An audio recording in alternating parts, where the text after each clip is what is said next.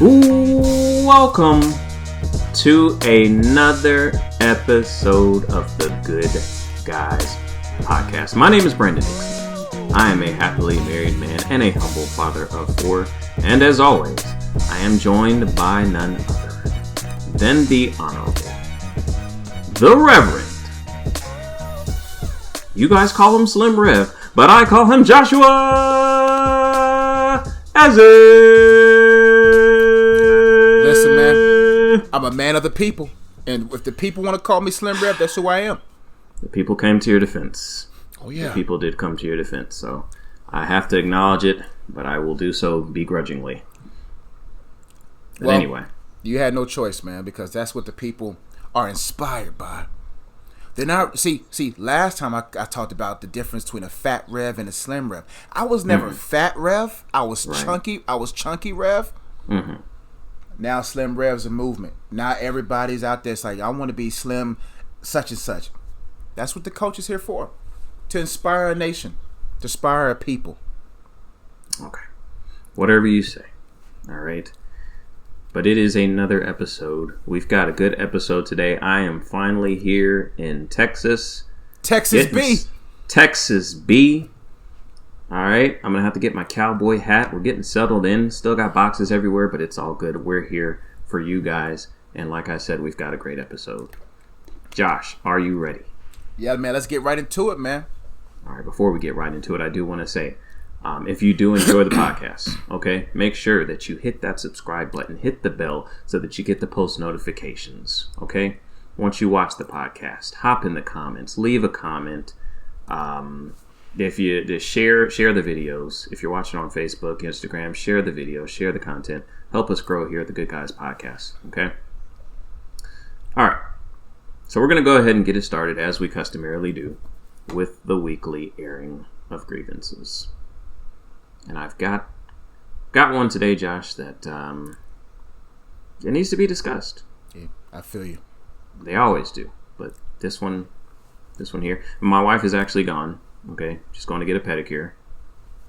So I've got the freedom to speak clearly on this topic. You have the floor, BD. You have the floor. I have the floor. I'm probably going to get in trouble. But I don't think my wife watches the podcast. Last time I didn't get in trouble because she didn't watch it. So I'm just going to say what I want to say. Mm-hmm. Let me preface this as usual by saying that I love my wife. Oh, yeah. Happily married. Okay? Just a little vent. So, the other day, we're driving around trying to get familiar with the area, and my wife, she's talking to my youngest son, and she says, "Braxton, I love you," and he says it back, "I love you." Da, da, da. Awesome, great, wonderful thing. Your kids love you. That's great. So she turns to me and she says, "Oh, I sure wish you could tell me you love me like Braxton tells me that he loves me. He tells me all the time, all day." I'm like, babe, here's the thing about my wife. She will tell me that she loves me no fewer than 37 times over the course of any given day. And it's like, you know what I mean? I love her. I do. I absolutely love my wife. How many times do I need to tell you this, though? I mean, you know what I mean? Like, if that's what you need, fine. Okay? I'm going to say it. But I just, I just feel like it's different for us. Like, why do we need to say it 37 times? Like, I told you after breakfast that I love you. I feel like, your memory's pretty good. I feel like later in the day, you still kind of, I think he still loves me, And so I asked her, I was like, babe, I tell you I love you all the time, but I mean, I don't know. I thought that, me being here, me being loyal to you, me working, providing a stable environment, food in the refrigerator, roof over your head, all these things, I thought these were symbols of my love for you. What I can do, I can quit my job, I can sit at home all day, And I can stare at you and I can tell you that I love you from sunup to sundown. And if that is what you need for affirmation, we might be living in a cardboard box. But you'll know without a shadow of a doubt that I love you. Josh, it might just be me. Because my wife, maybe that's just her thing. I don't know. No. Right before I did this podcast, she asked me if I loved her. Like, dude, I'm here. I was like, I don't know. Maybe because men or women are different.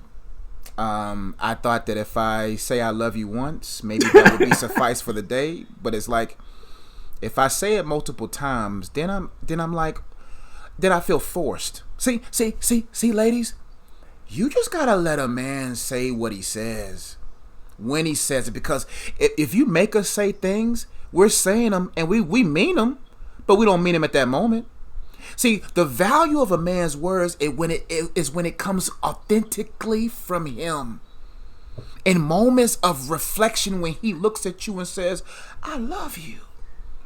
But if you make me say I love you 10 or 15 times, man, you diluting the potency of the love. That's what I'm saying. Like, I feel like, like it should be like, I'm just, just relaxing at the house and you doing your thing or whatever. And I'm just staring at you like, that's my wife.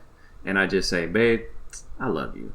Like, that means like I don't know if that's what I don't know if it has the same meaning for them.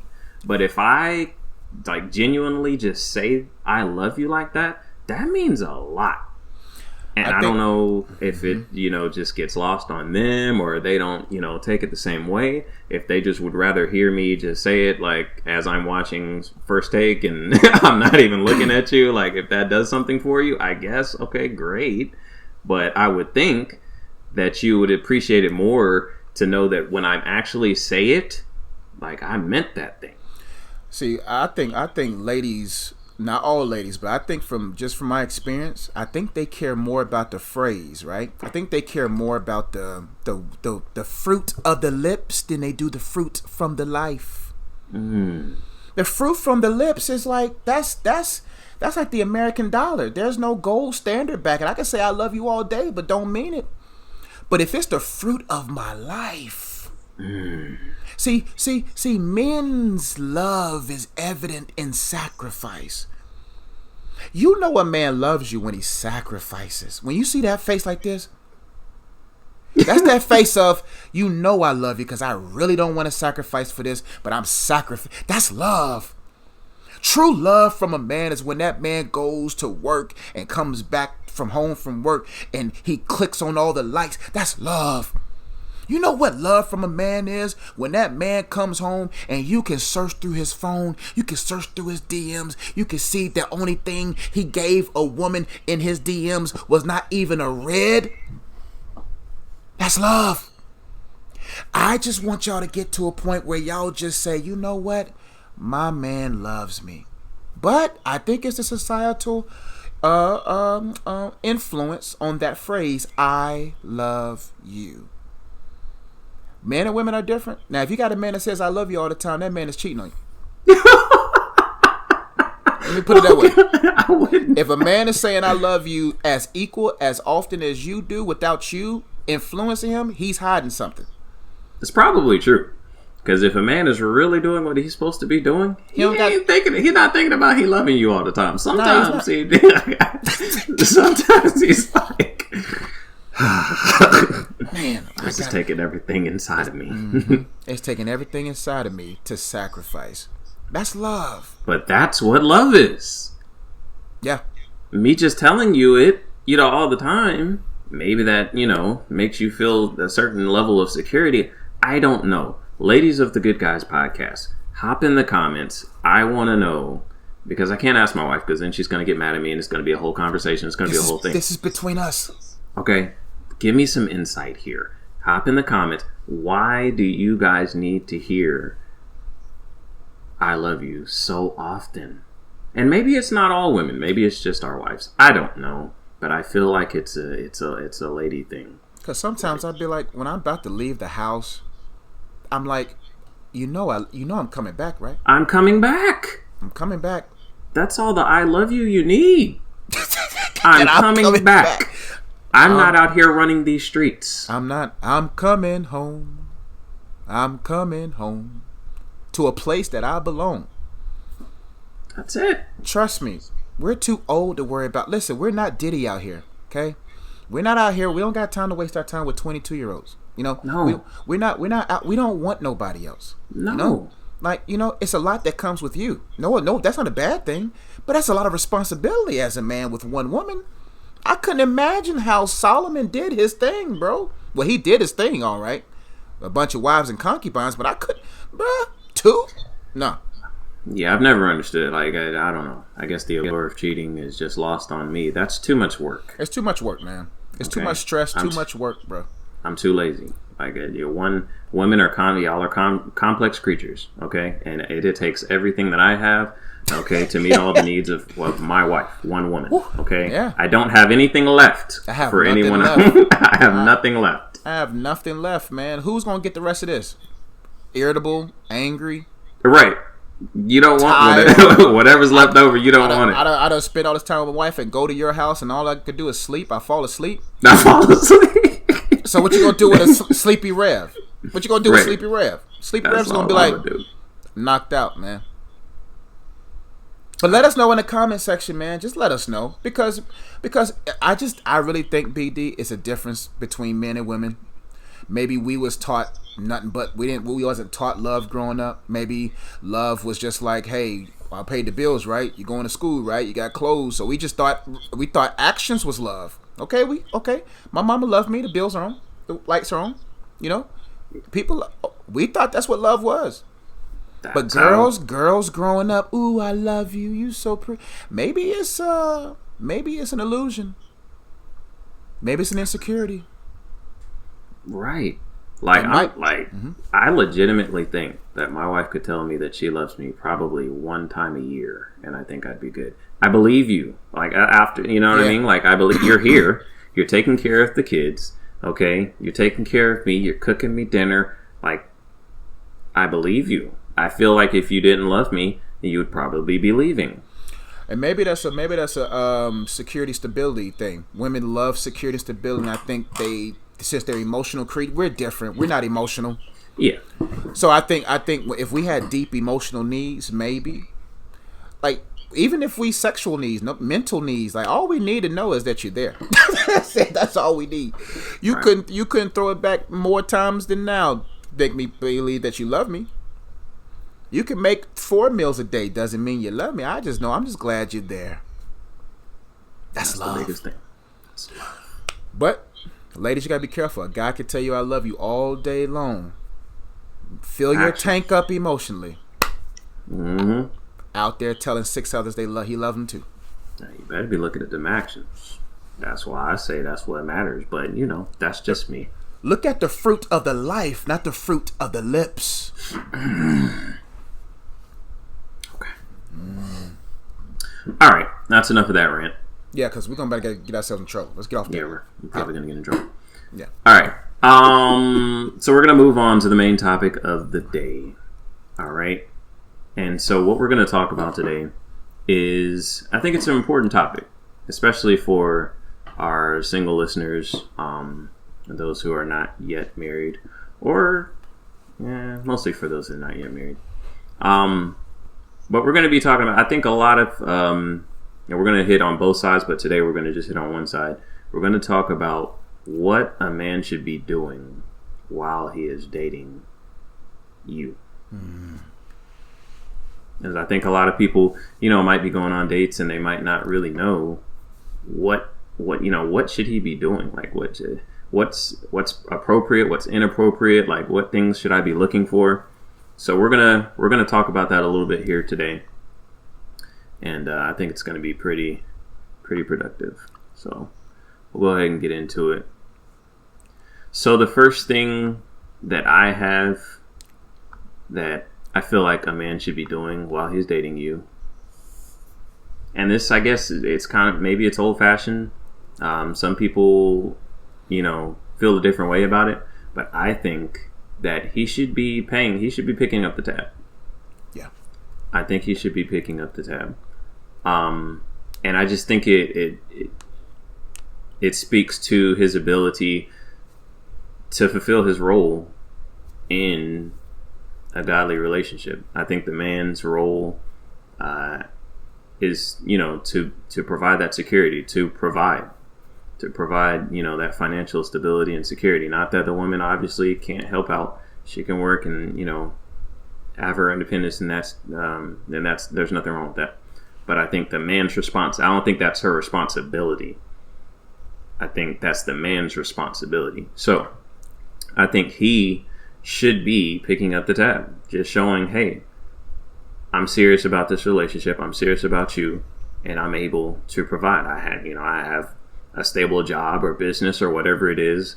I have the financial means to take you on a date. I'm going to be able to take care of you. J.E., how you feel about it?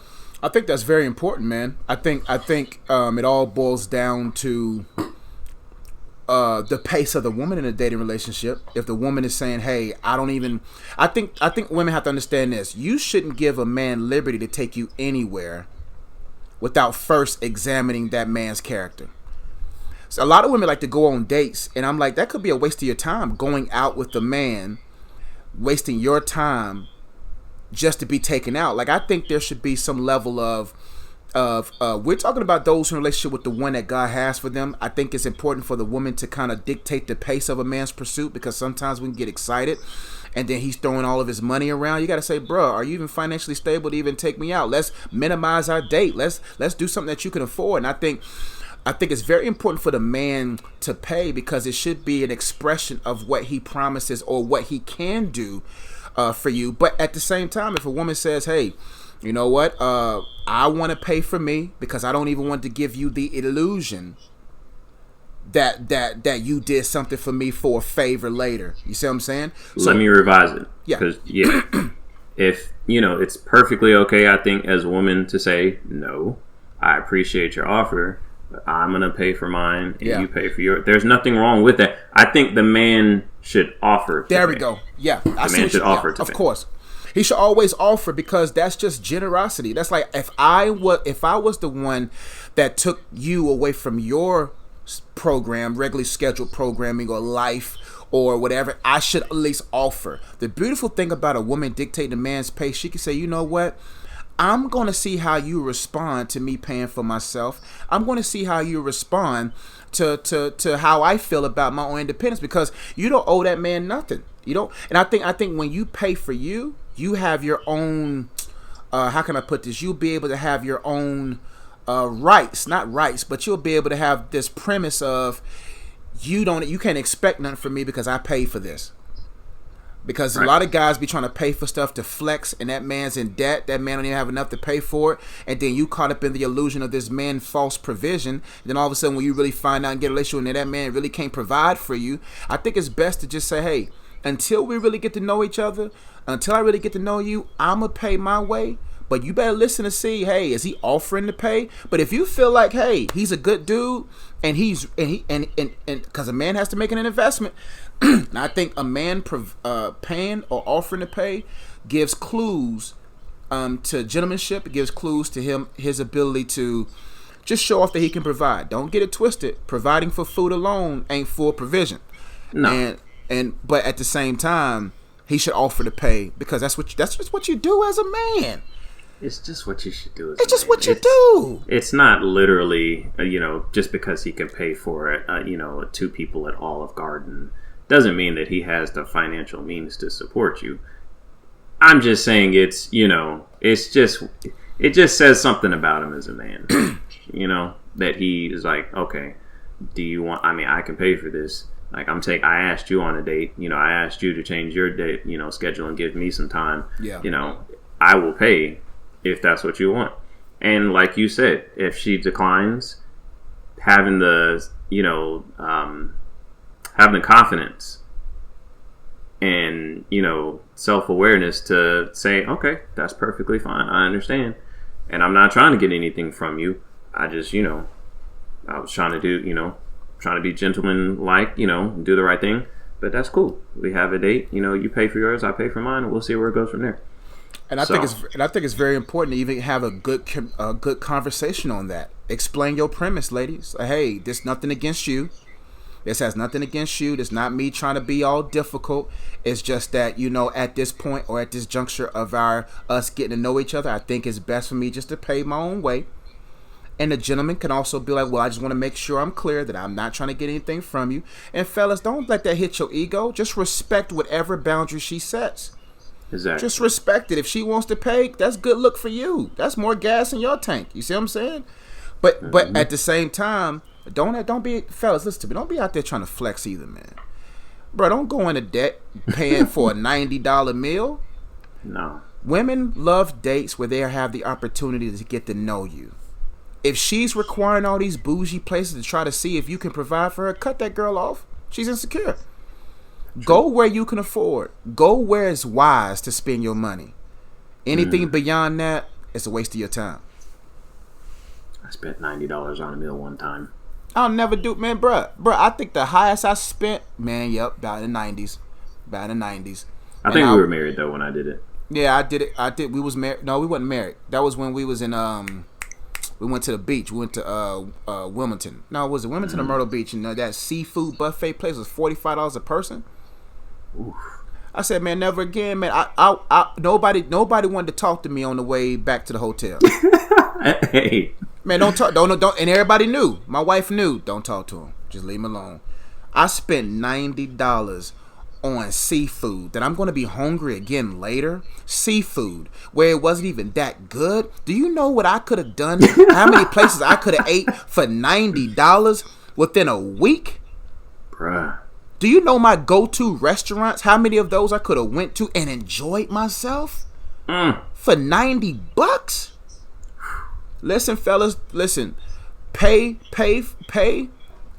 for attraction. Don't pay for ambiance. Get to know each other. Find out what y'all attracted to. Don't pay for no ambiance. And ladies, come on, man.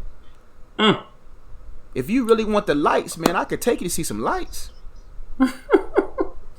But I just think, man, a man should always offer to pay, ladies, because that's just our innate. That a real man just wants to provide. There you go. That should be inside of him. That should be in him. Now, if y'all walk into a restaurant and he's just like, oh, you go ahead, she got hers.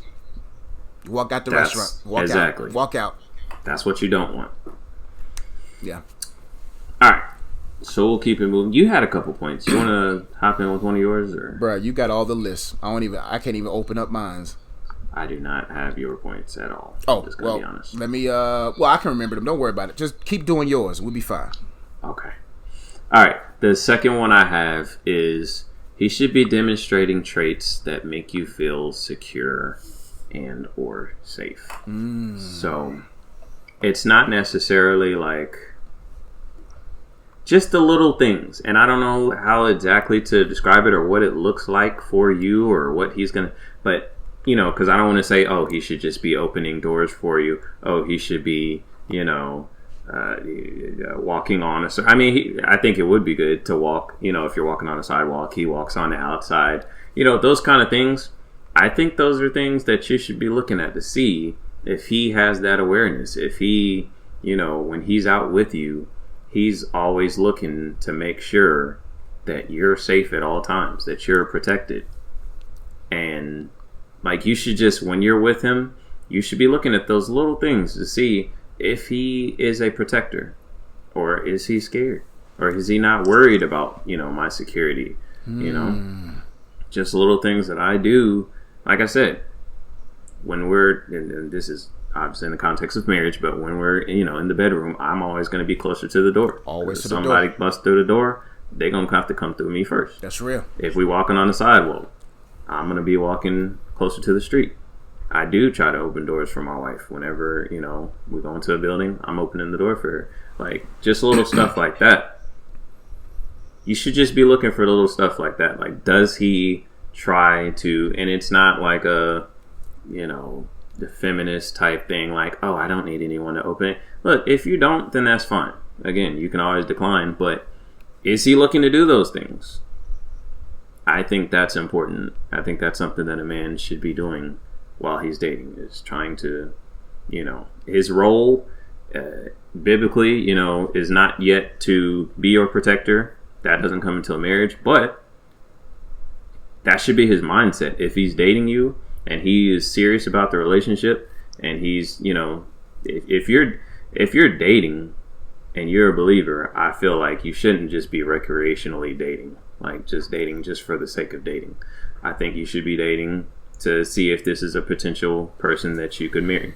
So these are the things that I think, that you should be looking at. And these are the things that, as a man, I think you should be practicing. Yeah. Hey, this is my role, so let me make sure that she's secure whenever she's with me. Yeah, man. A man has to be attentive to details. Listen, man, your man should be almost like a Secret Service man when he's with you. That man should be looking at all details. Everywhere I go, I'm aware of all exits. Exactly. I know. Listen, I'm so detailed that every place I walk into, I replay scenarios in my mind just in case. Just in case things happen, I replay scenarios in my head so I'll know. Because women don't recognize those kind of things. Man, my wife just be just enjoying the day, and I'm over here.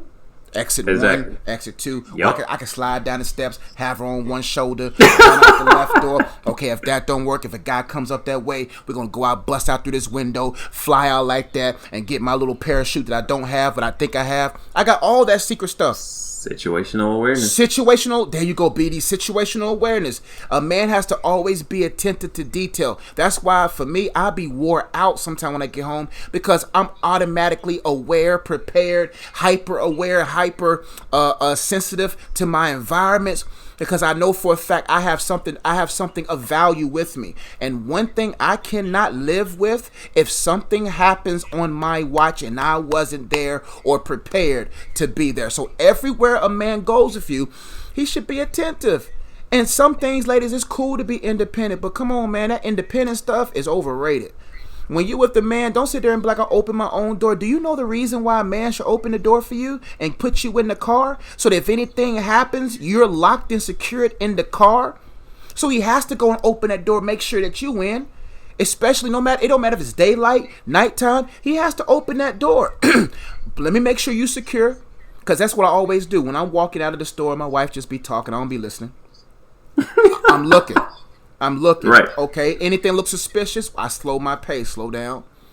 Let me get you in the car, and I don't even tell her to open the door for me. Don't open the door for me. Let me make, when I'm in the car, I know we're secured. And if I double tap the hood, lock the door and drive off. Hop in the seat, drive off. I love you. I'll see you in heaven. All right, you know what I'm saying? If something happens, if I don't make it home, just get home. You see what I'm saying? Because I got to make sure she's locked and secured. Also, ladies, listen, when that man push you in the grass, know that a car was coming. That's why he has to walk on the side where the car is. And you over there, right. Oh, my dress. No, hit that grass. I'm the one got hit by the car. My leg is all twisted up. But you okay. A man has to be always alert to the details. If not, he's not ready to protect you. If that man is walking ahead of you and you're behind him, or that man is just talking, he doing all the talking and you're hyper alert, he's no. Listen, if he's taking you out of your place of comfort, he has to make sure he's in control of making sure that you stay comfortable and feel protected when you in his presence. The moment you don't feel protected, like I drive safely when I have my wife, nieces and nephews, family in the car. I don't drive, I don't speed. Because, listen, I got to make sure at all times everyone in the car with me feels protected, especially my wife. The Bible talks about that she's the weaker vessel. Weaker vessel doesn't mean that she's not equal to a man. Weaker vessel doesn't mean that, because the Bible says that the woman is joint heir in the grace of life. She's a weaker vessel, but she's a joint heir with you, meaning she's an equal to you in the eyes of God, but she has a weaker frame. She's a weaker vessel. Vessel means body. She has a weaker body than you. So since God blessed you with the muscles, God blessed you with the stronger frame, you make sure that within the context of y'all being together, she's safe. There's reasons why men should be attentive to details. Everything about a woman, because they're delicate, they're fragile, talking about the vessel, and that's our responsibility. Characteristics like that should be unnoted. And if you in a serious relationship with someone, or you in a relationship with someone, you better have these conversations. Like, I don't really feel like, now don't be bougie with open my door for me. Man, no. Men, just have your man watch this part of the video so he can understand why he should do what he needs to do. When we were, I was talking to my parents before we had drove down here to Texas when we were still in New York, and my mom was asking me. She was like, "That's a long drive." She was like, "Are you gonna split it up with Blythe? She drives some and you drive some?" I was like, "No, ma'am. Like, I'm driving the whole way. Like, if something goes wrong, if we get in a wreck, it's gonna be on me. On me. It's gonna. I'm sorry.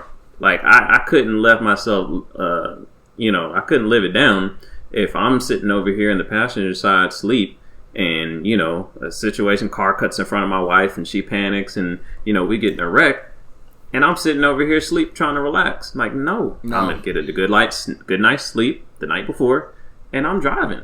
Period. Men prepare to protect. That's it. Listen, because my wife, the only time my wife probably only drove twice since we've been married.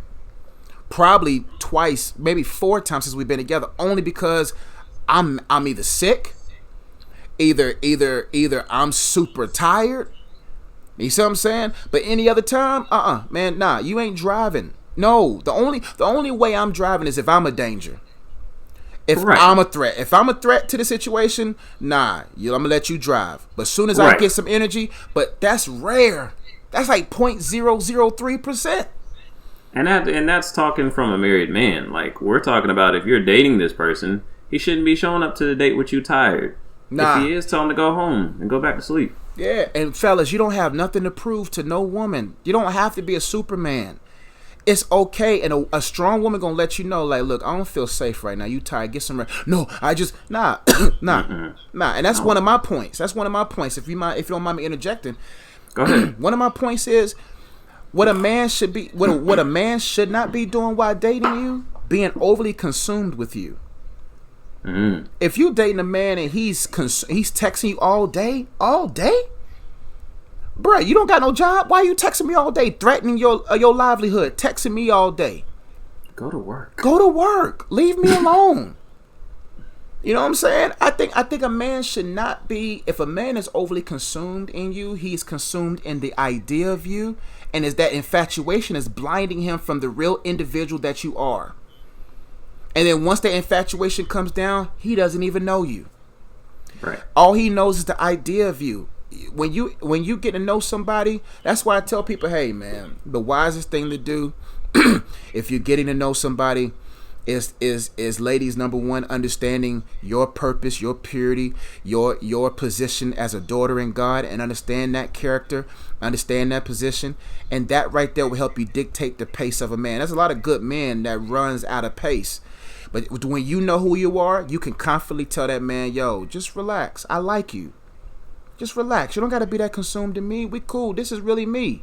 You know what I'm saying? Like, get to know me. Don't get to know some men be already thinking about you being their wifey. They don't even know you. All they're thinking about is what kind of wife she could be. No, what kind of woman is she? Not the wife she'll be. Who's the woman she is? And I think, fellas, when you dating a young lady, get to know a young lady, get to know her. Don't be consumed with her. Get to know her, because you might find out this ain't really the woman you want to be with. Right. You get married, and all of a sudden you're like, oh, I didn't know this was you. Well, I've been showing you this the whole time, but you was blinded by infatuation. Mm-hmm. So, ladies, if you're dating a man, he's consumed with you, man, don't respond to that man. Tell that man stop texting you. Stop texting me, bro. Yeah. Because that's not going to be sustainable. It's not going to be sustainable. There you go. That good morning text stuff, don't start that early on, fellas. Ladies, don't do that good morning stuff, because you ain't going to be able to do that forever. You're not. Don't do stuff that's going to be hot for a month and a half, and now she got the expectation of you sending good morning text, and then she's going to be like, well, he don't love me because he don't send good morning text. There you go. You ain't sending a good morning text no more. Now you don't love her. Look. Slow yourself down, young blood. Mm-hmm. Just take your time. And ladies, if that man going strong on you, tell that man to pump the brakes, man. Slow it down, man. You speeding. Tell that man to ease up. Tell that man to ease up. That's it. I was trying to think of it.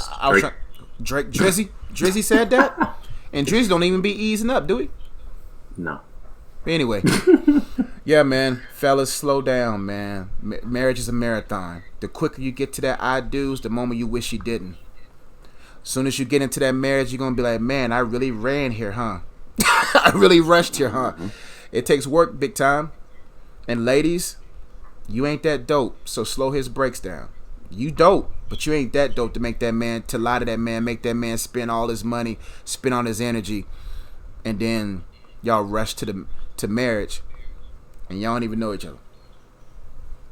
All right. The next point that I have that a man should be doing when he's dating you, he should be sparking interesting conversations to get to know you, because that's a sign that he's interested. That's a sign that he's taking you seriously. If he's, like I said, if you're a believer, I don't think you should be recreationally dating. He should be dating you with a purpose in mind. So, with that said, just because, he sees you initially, he likes what he sees from the physical appearance. Okay, the next step is to get to know you, to see if you're a compatible, potential long-term wife. So, he should be it shouldn't be like an interview. It shouldn't be, 21 questions. It shouldn't be an FBI, questionnaire. But he should be sparking conversations, because within those conversations, he's going to be able to get to understand the essence of you, how you think, how you operate. So, he shouldn't be, on his phone or disinterested or trying to move to doing other stuff, physical stuff, or, whatever the case may be. He should be kind of interested in probing. He should be interested in getting to know you. If he's not doing that, and he's probably not that interested, he's probably just recreationally dating. He's probably might have ulterior motives that he's trying to get to. So that's the third thing that I have. J.E., you want to elaborate on that? Yeah, man. I think the best person to get to know is the person that God has for you. The most interesting person you're going to meet is the person that God has for you. You see what I'm saying? And I think sometimes we lose sight of purpose, the purpose of marriage, the purpose of the joint venture, the corporation of marriage, that this is a business, a family business. And when you really get to know the person that God has for you, they're going to be intriguing. They're going to be interesting, because when purposes combine, you know what I'm saying? When y'all really come together, there's going to be great dialogue. And I think many people lose sight of what it means to be in a relationship. And so they talk about stuff that they don't got. What's your favorite show? What else is like let's talk about purpose. Let's talk about purpose. Let's talk about life. Let's talk about, that's what my book, Dating Prep, is for. I don't even have the book right now, but the book can't even do a shameless plug. Oh, I can do a shameless plug. I can do a shameless. I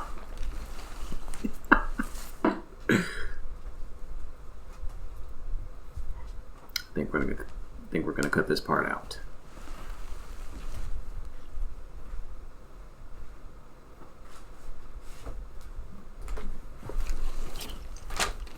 Don't get it twisted. It's entrepreneurial. This book right here, Dating Prep. That's what you need. Okay. That's what you need in your life. I got three levels. Okay. There's the cloud phase, the cement phase, and the corporation phase. The cloud phase is just, I can read it to you. The cloud phase is just simply the phase where y'all just got to know each other. The cloud, the beginning stages of the relationship. The cement phase relationship is where reality sets in. The corporation phase is time to go to the next level or to build your marriage. See, the purpose of asking the right questions at certain times will let you know if you're wasting your time. It will let you know if you made a mistake and you out of the will of God and you just got whatever. But this book right here will help you, because you got to prepare for your dates. You got to prepare, like me, Beatty and I still date our wives. And there's still going to be questions. How are you? Where are you at right now? Are you happy with how things are going? What inspires you now? Like what do you feel like God is speaking to you about now? Like, what do you feel is the next phase of your life? How do you feel about, like when my wife asked, well, how do you feel about becoming a mom? Like, what are some of the struggles? What are some of the concerns? These are questions. Because we have a purpose. I gotta make sure. Am I doing how's my development? Am I meeting expectations? Do you feel loved? Do you like those are intriguing questions. Questions about your favorite show. Questions about your favorite food. That's cool.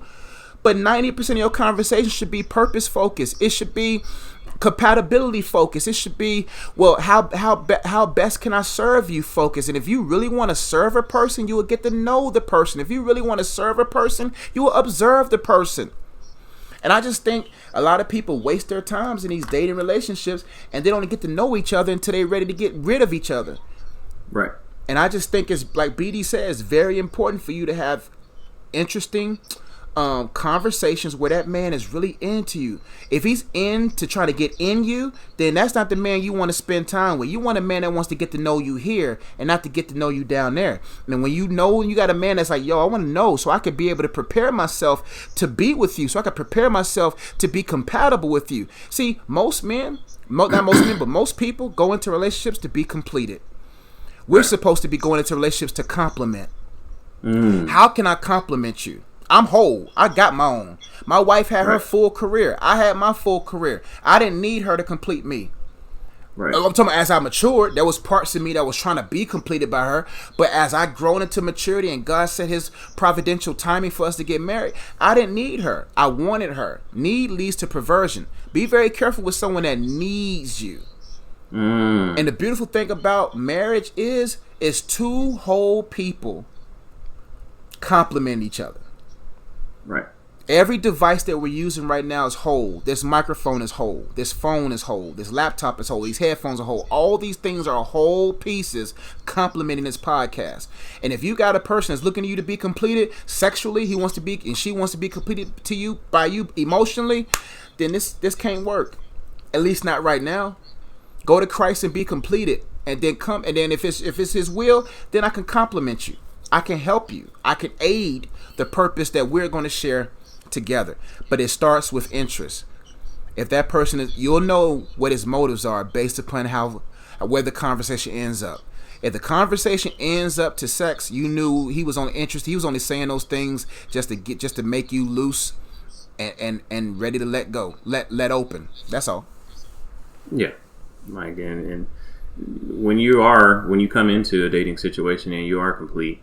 Like that shouldn't be the conversation. The conversation shouldn't be, how can you complete me? When he's having, these conversations with you, his purpose as a man, his purpose should be to get to your heart.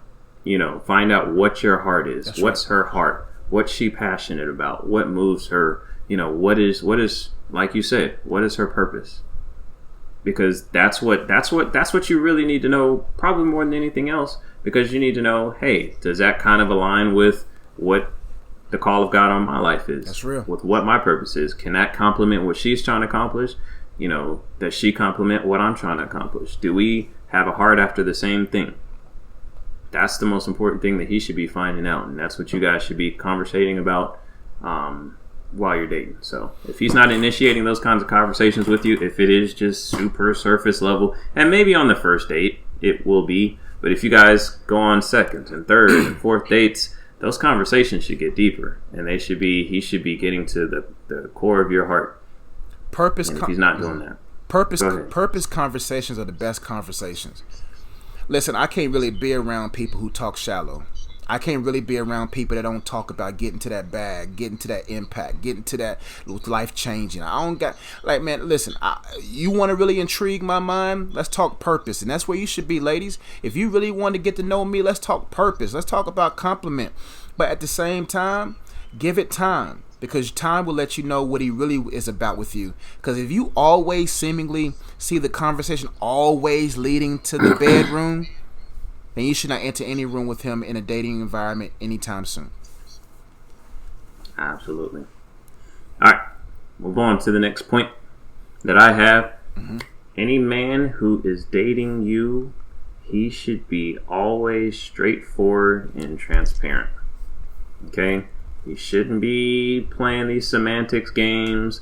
It shouldn't be unclear on what we're doing. Like, a real man who is pursuing you, it's going to be straightforward. Hey, I'm not trying to be, dating recreationally. I'm not trying to waste your time.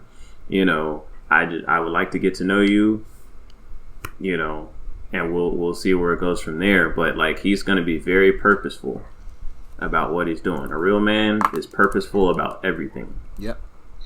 Okay? He's not waking up and just, hey, let me see where the day takes me. A real man that you need to lead you is going to be purposeful about everything he does. Everything. So he should be very purposeful about his intentions for you. Okay? Obviously, he doesn't know out the gate if his intention is to marry you. But his intention is to get to know you, to find out, hey, if you would be a suitable wife. Okay? So he needs to be straightforward with that, though. It shouldn't be, oh man, I'm just chilling, you seem like you cool, so we should just see if we can vibe or whatever. Like, nah, all those, don't fall for a man who doesn't know exactly what he's doing. He's not purposeful about what he's doing. You don't want a man who's just chilling. You don't want a man who's just, let's hang out, let's chill, Netflix and chill. Like, no, none of that. He should be intentional about everything that he's doing. He should be straightforward. You should know exactly what his intentions are and what his purpose is in taking you out. Listen, man, don't vibe with no man that doesn't have a vision. Listen, you don't got time to waste. That's that college, high school stuff. You know what I'm saying? Listen, at this point in your life, you can't vibe with a man that doesn't have a vision. You know what I'm saying? Who doesn't have intentions. Who's not... See, a man who has right intentions has the right identity. You see what I'm saying? He knows he's identified with the right things. When a man who has a strong identity in who he is in Christ and knows himself, he knows exactly what he needs. He knows exactly what he needs to have in his life. He knows exactly what he wants. He is a purposed man. Like BD says, any man that's... You don't even know what this... How many people are in relationships right now, they don't even know where they're going? If you... Lord, I'm about to be on a soapbox. Don't be with the man that at the end of the day you don't know where y'all going. No. A real leader leads. This is where we going. And this is what a man would do. This is where we going. Are you down or not? Okay? Okay, cool. Okay?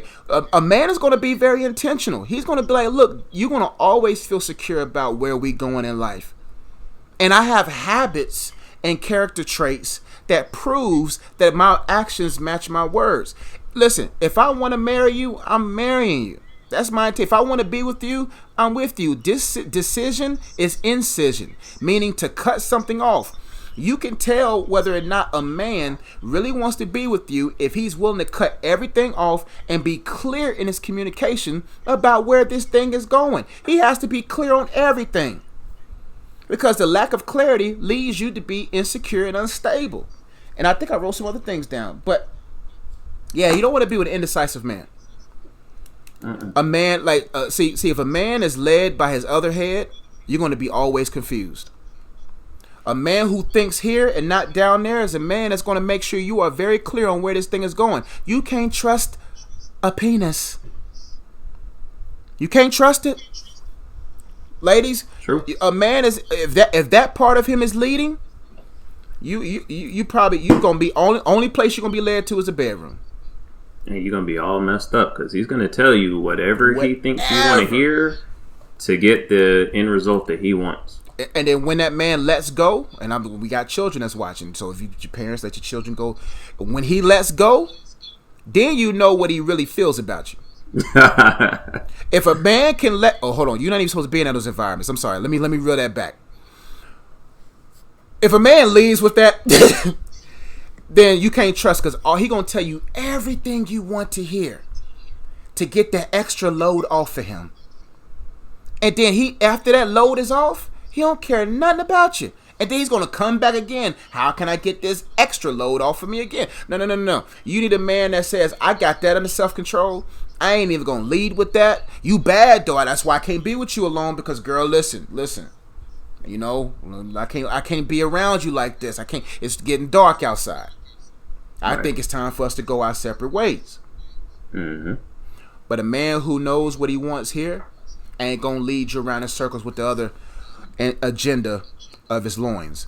But that's just real, man. A man who's decisive knows exactly what he wants, and you got to make sure it lines up with the purpose that God has for you, because a man could be trying to force you to go in a direction. He knows what he wants, but if it ain't what God has for you, you dictate that man's pace. That's right. That's absolutely right. And it's important, man, because it's a lot of guys out here that will waste your time. Telling you what you want to hear. telling what you want to hear just to keep you along, just to provide whatever they want you to provide for them, and they know it's not going nowhere, and you wasting the best years of your life because you're listening to the mess that they're telling you. That's just it's just a smokescreen. Pay attention to make sure that he is straightforward and transparent, and you know exactly where you stand, exactly what he wants to accomplish, and y'all hanging out, and it needs to be a reasonable timeline. You know what I mean? Like, it don't take you 10 years to figure out whether or not you want to commit to me. That's real. Okay? Don't let him waste your time. And let me tell you this, how you spend your time is a direct reflection of your self-esteem. If you got a strong self-esteem, a God, Christ-centered self-esteem, you're going to work your time. You're not going to waste your time. And a person who has strong self-esteem, they got confidence in themselves, will not waste their time. That's why men love preying on women who are not prayed up. They love preying on women who don't like themselves. That's why, ladies, listen to me. If you single right now and you a good woman, and every man that keeps coming up to you keeps leaving, don't get disappointed by that. It's because a lot of these men do not want or cannot meet those expectations or those basic standards. So you don't want them. You don't want them. And so that will confuse you, making you feel like, well, nobody wants me. They want you. They want you, but they can't manage you. That's why I tell a lot of men and women, you gotta understand. Do you understand marriage has maintenance fees? People can't afford the maintenance of marriage. They can afford the wedding, but they don't. You spent all of you on a day, and you don't got enough in the tank to spend for the next 20, 30, 40 years of marriage. So a man, they just want to manage moments, but they can't manage you forever. And so you got to look at yourself in the mirror and just say, for one, the ladies who are insecure and have low self-esteem, you got to say, yo, I'm tired of being ran around by these guys. Find out who you are in God. Get to know who you are. Find some purpose. Find some value. Get some standards in your life. And for those ladies out there that's single, saved, and solid, listen. A lot of these men out here, if you're not giving up the goods, they don't want to be around you. You see what I'm saying? So be confident in your singleness. The right man will have enough to pay for the maintenance of you. He's not just going to pay for just to get you to the marriage. Oh, we got here. No, he says, you know what? He walks in that Bentley dealership because, girl, you a Bentley. You hear me? You listen to me, girl. You a Bentley. Baby girl, you a Rolls Royce. You ain't. Anybody can get Hondas. Girl, you not a Honda. That's right. They make Hondas like that. Bentleys are handmade. Woo, I'm about to preach now. Get him, J.E. Hondas are machine made. Hey, Bentleys are handmade, hand stitched. Takes time to put together. Girl, he fitted and knitted you in your mother's womb. Girl, you better walk around, drive around like you a Bentley. And do you know Bentleys never go on clearance? Never. Bentleys be sitting in that same dealership. They're not upset. They know their value. I don't care. And listen, and them Bentley dealers, they know if you got it or not. Right. So it's okay to have standards. Yes, it may take you 11 years to get with the person that God has for you. Yes, all of your 20s was focused on purpose, and you're like, man, God, where's my man? God's like, I'm hand stitching them right now. Man, do you know how long marriage is? Marriage is the rest of your life. You're talking about 50, 60, 70 years. So if it takes you till you in your 30s to find that right person that you're going to experience marital bliss with for the rest of your life, who's going to take care of your heart, who's going to lead you and guide you and comfort you and like be a good man to you. If it takes a few extra years of you in your 30s, you're worried about it, that's fine, because there's a lot of women who got married in their 20s to the wrong person and they miserable. And they're going to be miserable for the rest of their life. And they got, consequences of that marriage that's going to stay with them for the rest of their life. And no offense to them, now they're damaged goods. Exactly. Now you back on the market. Dents all in you. You know what I mean? You have to use car lot. Now that doesn't mean God can't refurbish and restore, but man, let's keep it honest. You got 12 kids. Oh shoot! It's gonna take a real good man So we're not saying it's impossible. For sure. But man, come on now. And listen, ladies, it's not meant to condemn any ladies out there that got 3 or 4 kids. Listen to me. God is faithful. God is good. But he got somebody for that too. But we talking about those ladies out there that's like, look, man, be wise out here. You know what I'm saying? We're not saying that we're not. What I mean by damaged goods, it doesn't mean that there's not a man for. We just talking about people who keep compounding consequences on their life and not learning. And they're compounding consequences, but still begging God for a man of God, still begging God for someone or something, and you still hasn't changed your mind. God will always look out for a person who is willing to allow their minds to be renewed. But if you still got a ruined mindset, God ain't gonna bring nothing fresh into your life, because you don't got the right mindset. We talking about those women who still out here begging God for stuff and their mind ain't changed. If you got 4 or 5 kids and your mind is made up, God will look out for you. Exactly. Yeah, He still got somebody for you. If you learn from those mistakes, there we go. You know what I mean? And you renew your mind, like Josh said, and you a whole different person. Now you look at things a different way. Now you approach, situations with men a different way. He's got somebody for you.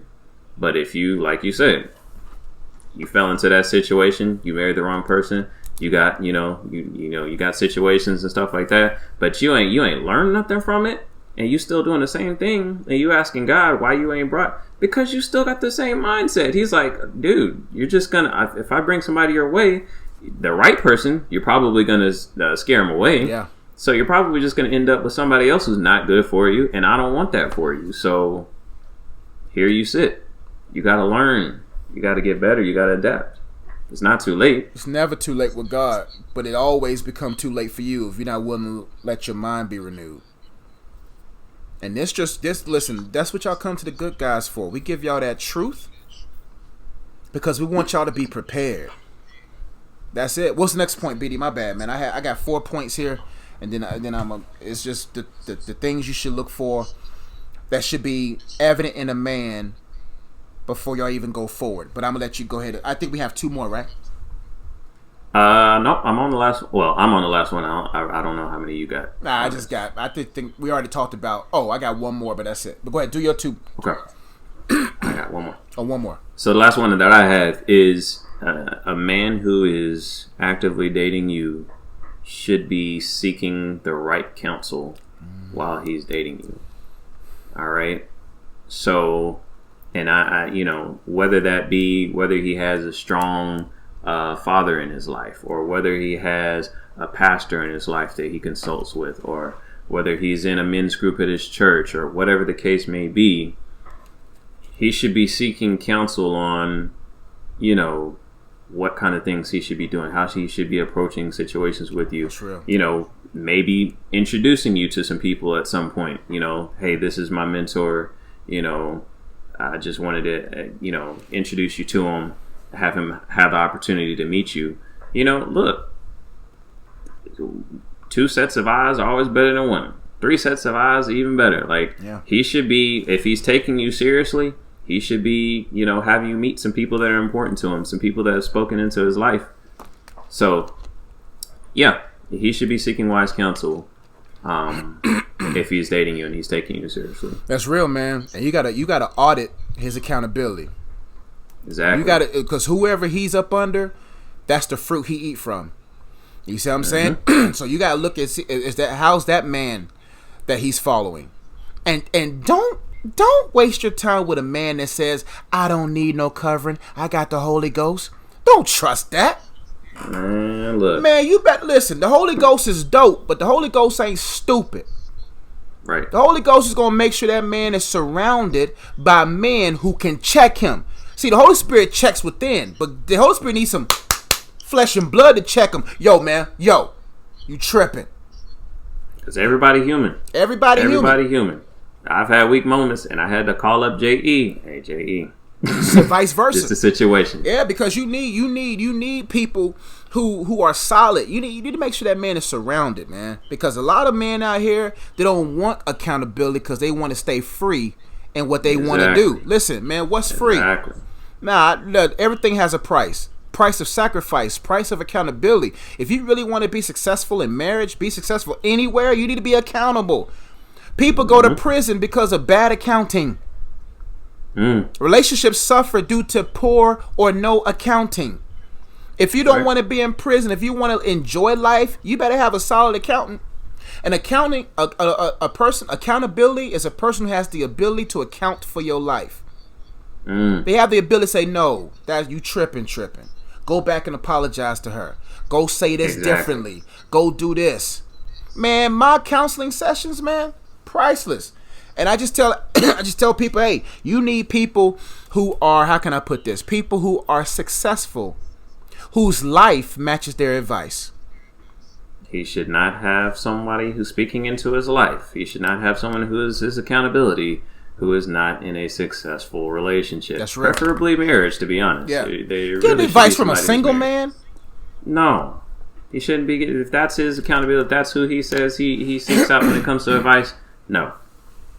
You want to see, he's got some married people who've been married for years that he can consult with, that speak into his life, that he's got you meeting. A reverend who's been married for years. Like, you need to see someone who's going to be accountable for you, someone who, you're going to seek counsel from, needs to be where you're trying to get to. That's real, BD. Let me get to my last point. We out, bro. All right. Well, we're not out. We still have other things. Oh, my bad, bro. All right, let me scroll down, man. I got my last one on here in the text, bro. All right. Yeah. Here we go. Yo. And I'm going to say this, and then I'm going to let BD chime in, and then I'm going to get to my 5 S's real quickly. Not even going to labor on it more than a minute. Okay. But ladies, listen to me. Never waste your time with the man that doesn't respect your time, that doesn't respect your pace, and that doesn't respect your boundaries. A real man is going to respect. No, he's not even going to be offended by it. He's going to be like, oh, that's okay. For real? No problem. Whatever you need. These your boundaries. My apologies. And we're not talking about crossing major boundaries. It just could be just something simple. Now, ladies, don't get it twisted now. A man is not supposed to chase you. Right. A man's supposed to pursue you. See what I'm saying? A lot of women got these men jumping over walls, running through a troop, jumping through hula hoops. For what? For what? A man is supposed to pursue you. You know what I'm saying? Right. And so I think a lot of ladies get it twisted with that. But at the same time, if he crosses a boundary that was just, he didn't know, give him grace. But that man should be willing to learn and rebound from it. But let me also tell you this, though. If that man don't respect God, he ain't gonna respect you. If he don't fear God, he ain't gonna respect you. If he's not committed to God, he's not gonna be committed to you. So why would he respect your boundaries if you don't respect the boundaries that God has for him? If that man is pushing you beyond your, let's get married, meet me at the altar in your white dress.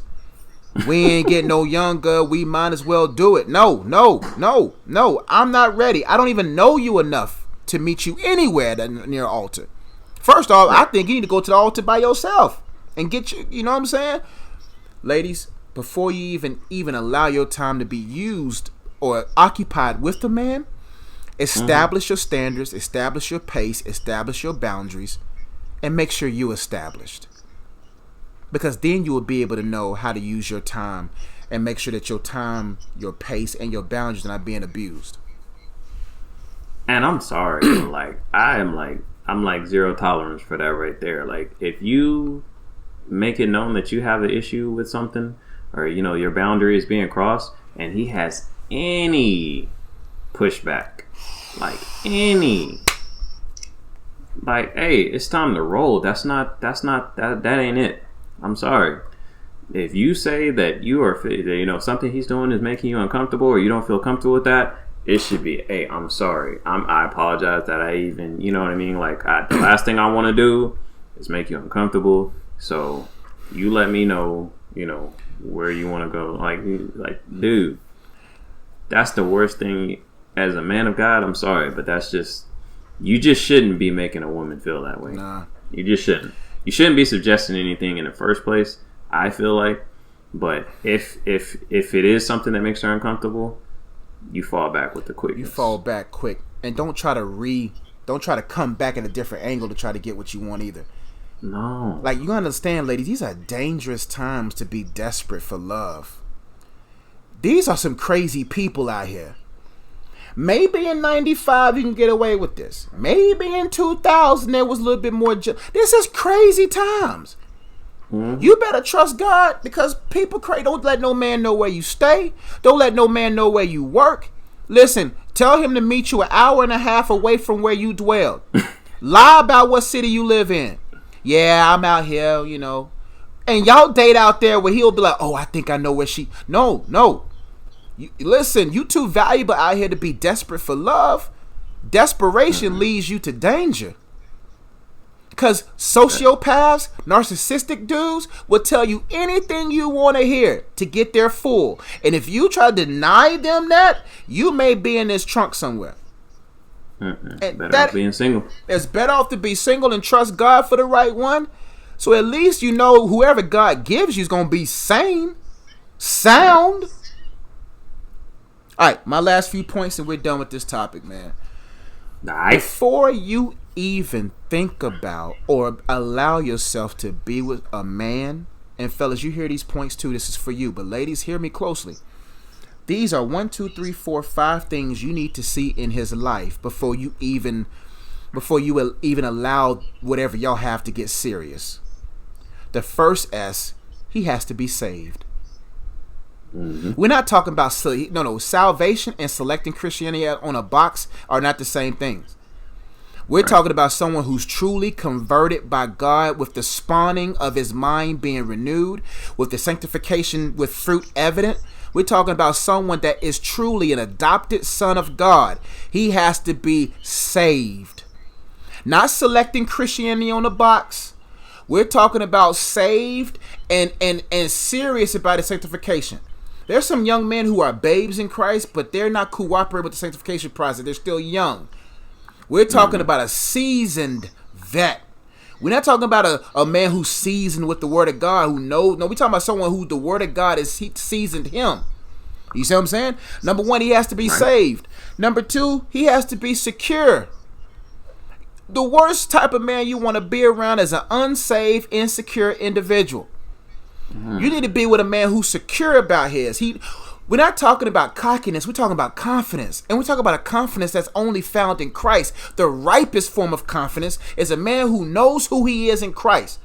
You don't want to be with a man whose confidence is in his money, because when the money's gone, he's insecure. You don't want no man who's confident only in his looks, because when them looks fade, he's not confident anymore. The one thing that will never fade or be moved is Christ. So that man will always be confident and secured because of what Christ secured him from, and that's from himself and from sin. Woo, woo. The coach is giving you points now. Number 3, that man has to be selfless. A selfish man, there's nothing worse than being around an unsaved, insecure, selfish man. A selfish man is a man who fishes for himself alone.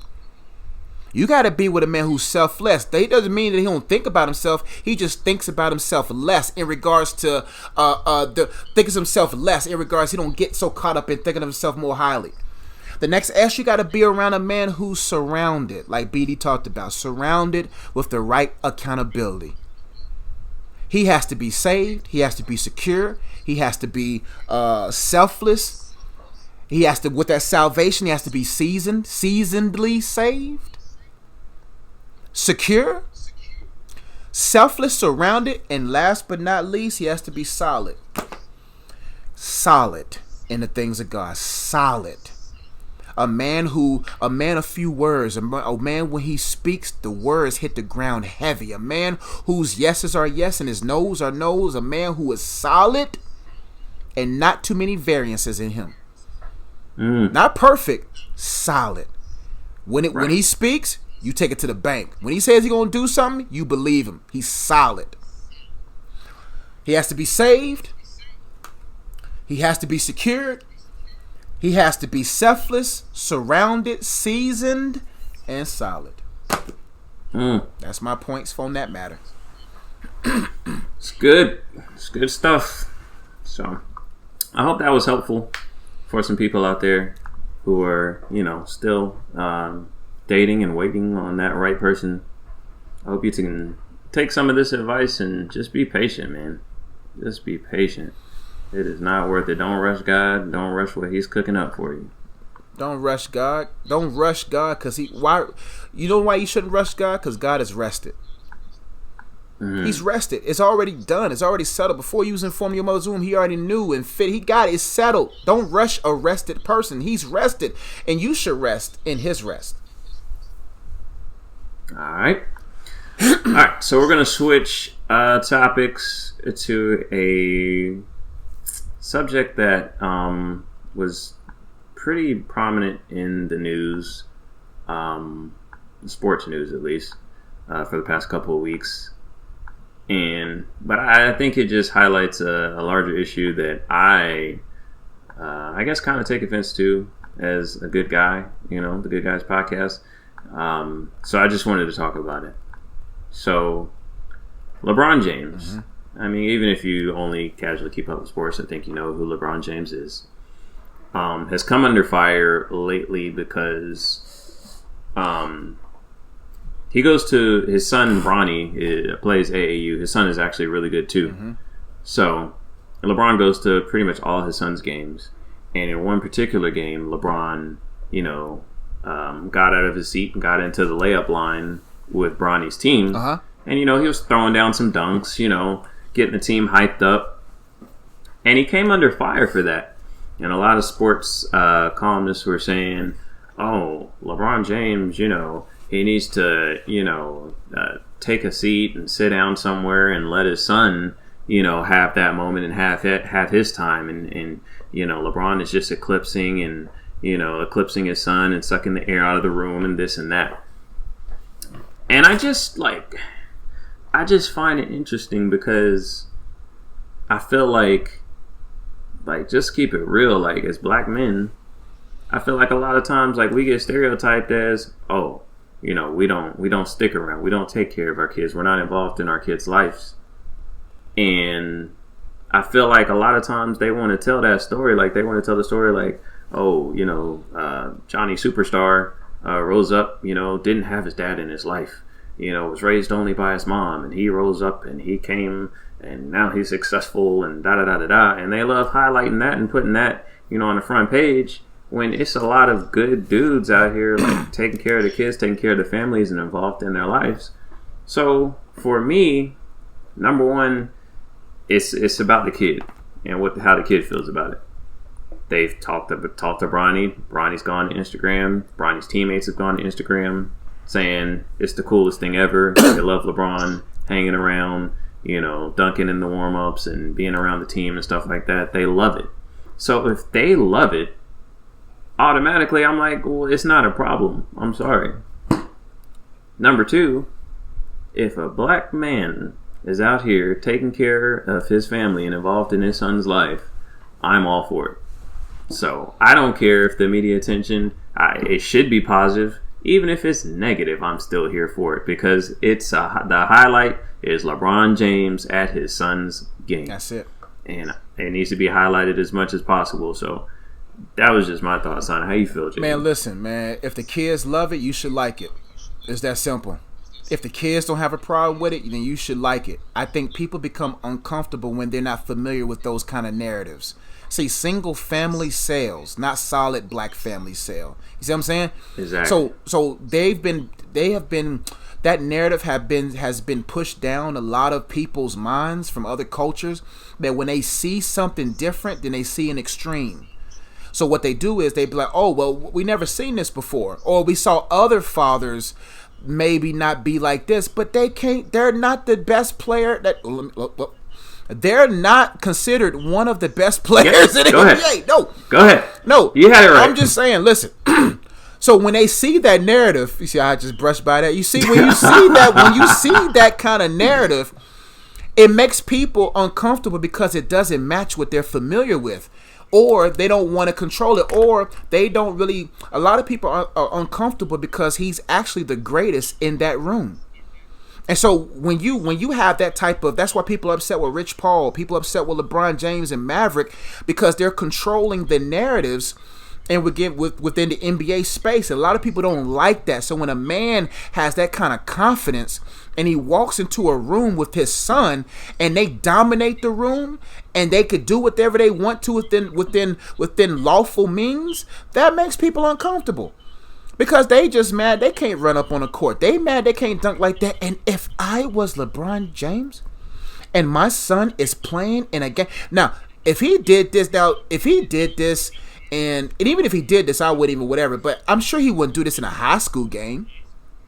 No. These are AAU games. These are not high school, college games. These are AAU.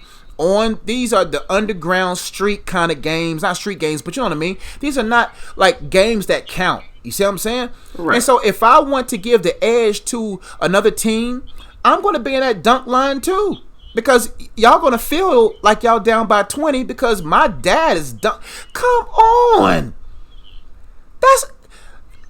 listen. I would do anything within the right means to make my son feel confident. And if that means I'm on the sideline, if that means I'm in a layup line, now I can't do a LeBron. Now if all you can do is layups, don't be in a layup line, dads. Nah, just sit down. Just sit down. If nobody wants to see your little old spoiled jelly moves, you over there trying to do up and unders and it's hitting the bottom. No. This is LeBron James. Come on, man. I don't. A lot of these, NBA analysts, or whatever, like even the former NBA players or whatever, you can't dunk anymore. So no, you didn't come out to your son's layup line because nobody wants to see you do a layup. Nobody. LeBron James is throwing it off the backboard and just throwing it through, like head at the rim, like he's putting on a little show, but it gets their team hyped up. And he can do it. It's LeBron James. And again, anytime a father, and especially a black father, is involved in their kids' lives, I'm all for it. Because it needs to be out there. Like, we out here handling it. Handling our responsibilities. Doing what we're supposed to do. And they don't want to paint that narrative about us. But we out here. And they want to paint a narrative that black dads are no good. Like black dads are not there for their kids. And when they see that, it almost makes them uncomfortable because when we're the thing about us, and it's not just limited to just black families. When any good man, there's nothing more inspiring than seeing someone you love succeed. Right. Though that's a type of jubilance that's hard to control. But let's talk about some of y'all's parents out there at little Johnny's spelling bee. Getting carried out of the room because you're getting mad. We don't talk about how crazy some parents are when little Johnny, you get mad at the person because you know my son said I, not E. No, your son spelled the word wrong. These are the rules. He's disqualified. He's out. Oh, but he's passionate about his son. He's passionate. No, if I'm on the floor and my son done threw an alley-oop and some kid banged out and my shoe got left on the court because I was excited, let me be. And that wasn't even his son. Yeah. He's just genuinely excited about the team's success. Like, he's just hyping him up, man. Like, look, man, I'm sorry. And different cultures are different, but that's what we do. The only way we get crunk. We get excited. And the only way Bronny would have been upset with his dad if he was in a field that he didn't love. Right. So because Bronny loves the game of basketball and LeBron does too, that's just what's expected. Now, if this was a high school game or a college game, that's understandable. He's not going to do He's not going to do that.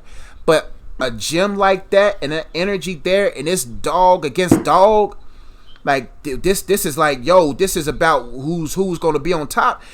A father's going to be excited. I just don't like when the single home narrative has become the main narrative and not the solid family narrative within the African American or minority homes that makes certain people uncomfortable. And the ladies, you have to also look at that too. Like, you want a man that's jubilant about the success of his family, but also know that where am I trying to go at this point? Oh, we got to know that that we shouldn't be uncomfortable when we see true, genuine jubilance at the expense of a son's happiness in the field that he chooses.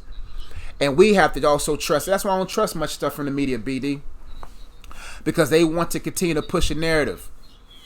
And one thing about me, with my nieces and nephews, these are like the closest kids to me right now at the point. All my sisters are old. You see what I'm saying? So these are the closest. When they succeed, I'm excited. It could be over the littlest things. I'm excited because I want them to be successful. And bruh, these people just mad they didn't have a dad like that in their life. That's all it is. They mad. All right. Next topic. I'm not going to spend a whole lot of time on it, but I do want to highlight what Krispy Kreme is doing. All right? They still need us. They still need us. But they're moving in the right direction, Josh. They're trying. Okay? That's all we ask. Is that you try? That's what I'm saying. They have the product. They just needed to innovate a little bit. Yes. Okay? So they opened up a new location in Concord. Okay? I'm told that they have like donut-infused flavored milkshakes that come with like a little mini donut on the straw. Looks delicious. That's good. Okay, they got donut ice cream sandwiches. They split the donut in half. They put a scoop of ice cream in between with like the fruity pebbles and stuff, so people can Instagram them. Is the donuts warm? I don't know. I don't know. See, that's why they need to call us. You put a nice, good, warm, hot, fresh donut as the buns. I wouldn't even pick them up as a sandwich. Use it with a fork. Yeah, absolutely. But what it tells me is that they're trying, though. And like I said, I still have ideas, okay? And we're going to get there. We're going to have a sit down. We're going to get a seat at the table with Krispy Kreme one day. But it is encouraging to me that they're trying. Because like I said, from day one, Krispy Kreme has one of the best products in existence. You're right. Maybe of all time. They may have the top one of the top 5 food products of all time. Probably the manna from heaven was number 1. The fishes and loaves was probably number 2. Close number 2. And then Krispy Kreme. The probably top 3 foods of all time. And it broke my heart, J.E. It broke my heart to see Krispy Kreme locations closing down. It broke my heart to hear the stories of, Krispy Kreme struggling as a franchise. So, for me to, and like I said, they had the product. They just needed to innovate and come into 2019. The reason Dunkin' passed them wasn't because they had a superior product. Their donuts are disgusting. Trash. But they innovated, okay? They added the coffee, the breakfast products, and now they have, Dunkin' Donuts on every block. So, Krispy Kreme is trying, okay? I see you, Krispy Kreme. You still need to sit down with me, but they are reaching in some areas. They're reaching. Like this new Reese's looking cream filled. Krispy Kreme, come on, bro. You're doing too much on that one. You're doing too much. We don't want... No, don't go the Oreo route. Don't go the Oreo route. Whoever told you that, fire them. Yeah. There's no way I want a Reese's Pieces donut. Or what is it? Peanut butter? Reese's peanut butter? Is it Reese's peanut butter? Yeah, in the middle of a donut? With a little chocolate on top? No. We got ideas that are so exclusive we can't even share online. So invite us to the table or the conveyor belt. Wherever you need to invite us, we'll be there to let you know what would take you beyond Dunkin'. Dunkin' must die. Dunkin' must die. All right. That's all I got on that. All right. So we're going to go ahead and get into... Oh, we've got a good top 5 today. Good guys, top 5. Let's get to it. We are going to rank our top 5 of all time sandwiches. The idea actually came from one of our subscribers, Tommy116, sent us a message to the Good Guys Instagram page. If you are not following us on Instagram, it is on the screen right now. I think underneath me, maybe, possibly, or JE. Good Guys Pod. But anyway, he shot us a message on Instagram, and it was talking about the top ranked sandwiches in the U.S. I don't remember what was ranked number 1, but we're going to rank our top 5. Yes, and ladies and gentlemen, comment below. You never know. We may shout you out. That's right. We're family here. The doors of the Good Guys home virtually are open. Let us know in the comments box what you... Listen, and me and BD, he's now settled in Texas. He is Texas B, and I'm Slim Rev. If you want us to try anything, we would love to go try. If y'all want to say, I think I should try this, we could go try it. We want to start food reviews here too. We're going to be starting food reviews. We're going to do a split screen on that as well. Yep. Where we go, and we order these entrees, and we're going to try them, and we're going to review them live. Yep. But anyway, yes, send us your ideas. If you have topic ideas that you want us to talk about, shoot them to us. Ask the Good Guys is a segment that we had maybe 2 years ago. Ask the Good Guys. That's right. Got a question? Ask us. There you go. All right. So, Joshua Ezzy, our top 5 sandwiches of all time. Number 5. What do you got? Number 5. Let's set the parameters. We're not going to tell you a location. We're just talking about just sandwich. Okay. Okay. My number. If 5, it's like familiar, then I'll probably tell a location. But yeah, it just depends. But number 5 for me is a good meatball sub. Okay. Woo! There's meatball sub, and you got to eat that in private. You just can't. You got to be careful with subs. But with meatball sub, there's nothing better than. Now you got to be in the mood, but it's the top 5 meatball subs, man, with some good cheese on that thing, man. Some good meatballs, man. I haven't had a meatball sub in a really long time. I had a real good one the other day. Maybe the reason why it's number 5 because it's fresh on my mind. My wife made me a banging meatball sub. Ooh, a homemade one? See, we're not talking. No, we're not. Listen, let me make sure I make this clear. Most of these sandwiches, as we have aged, are best at home. Right. Now, there's some location that's good too, but a good meatball sub, man, bruh. Okay. With a nice soft bun, bruh. Ooh. Lightly toasted, bruh. Mm-hmm. Okay. Meatball sub number 5 for me, bruh. All right. Number 5 for me. This one is like out of respect, out of, convenience, out of dependability. I'm going to give the peanut butter and jelly sandwich the number 5 slot. Number 5? Number 5. What? You got it higher on your list? Yeah, man. Okay. We got to talk about everything that this sandwich contributes to life. I know. I felt like it was maybe disrespectful to put it at 5, but at the same time, I really like these other sandwiches more. But I feel. The peanut butter and jelly has been there for me. It's been there for you before even these sandwiches were there for you. Before you had a burger, I'm sure you had a PB&J. Before you had a chicken sandwich, I'm sure you had a PB&J. Before you even had your first breakfast sandwich, you had a PB&J. Mama, she said, let me let you in to the best sandwich, one of. Bruh, you can't. It had to at least be in the middle of the pack, bro. It couldn't be number 5. That means it was fighting for that spot, bro. I feel bad, man. You should. I mean, I don't eat them that often now. I'm just gonna be honest. You should. I rarely ever. You should. What's stopping you? You know what I've eaten more recently when it comes to peanut butter and jelly? Uncrustables. What? Oh, you have kids. Yeah, but that's for kids. You are a man. When you became a man, you supposed to put that shouldn't even be, bruh. I'm questioning you right now. Wait, hold up. Them Uncrustables hit. They hit, but a customized, not a crushable versus a customizable PB&J. Question: what kind of bread do you use on your PB&J? Well, now that I'm all health conscious, man. Okay, I don't care about No. But listen, I like the thick white bread. We talking about the toast, like the toast. Man, there's one peanut butter and jelly that changed my life 4.5 years ago, bruh. I worked at this at the YMCA, and they had this peanut butter and jelly they don't sell, but it was in that thick toasted white bread.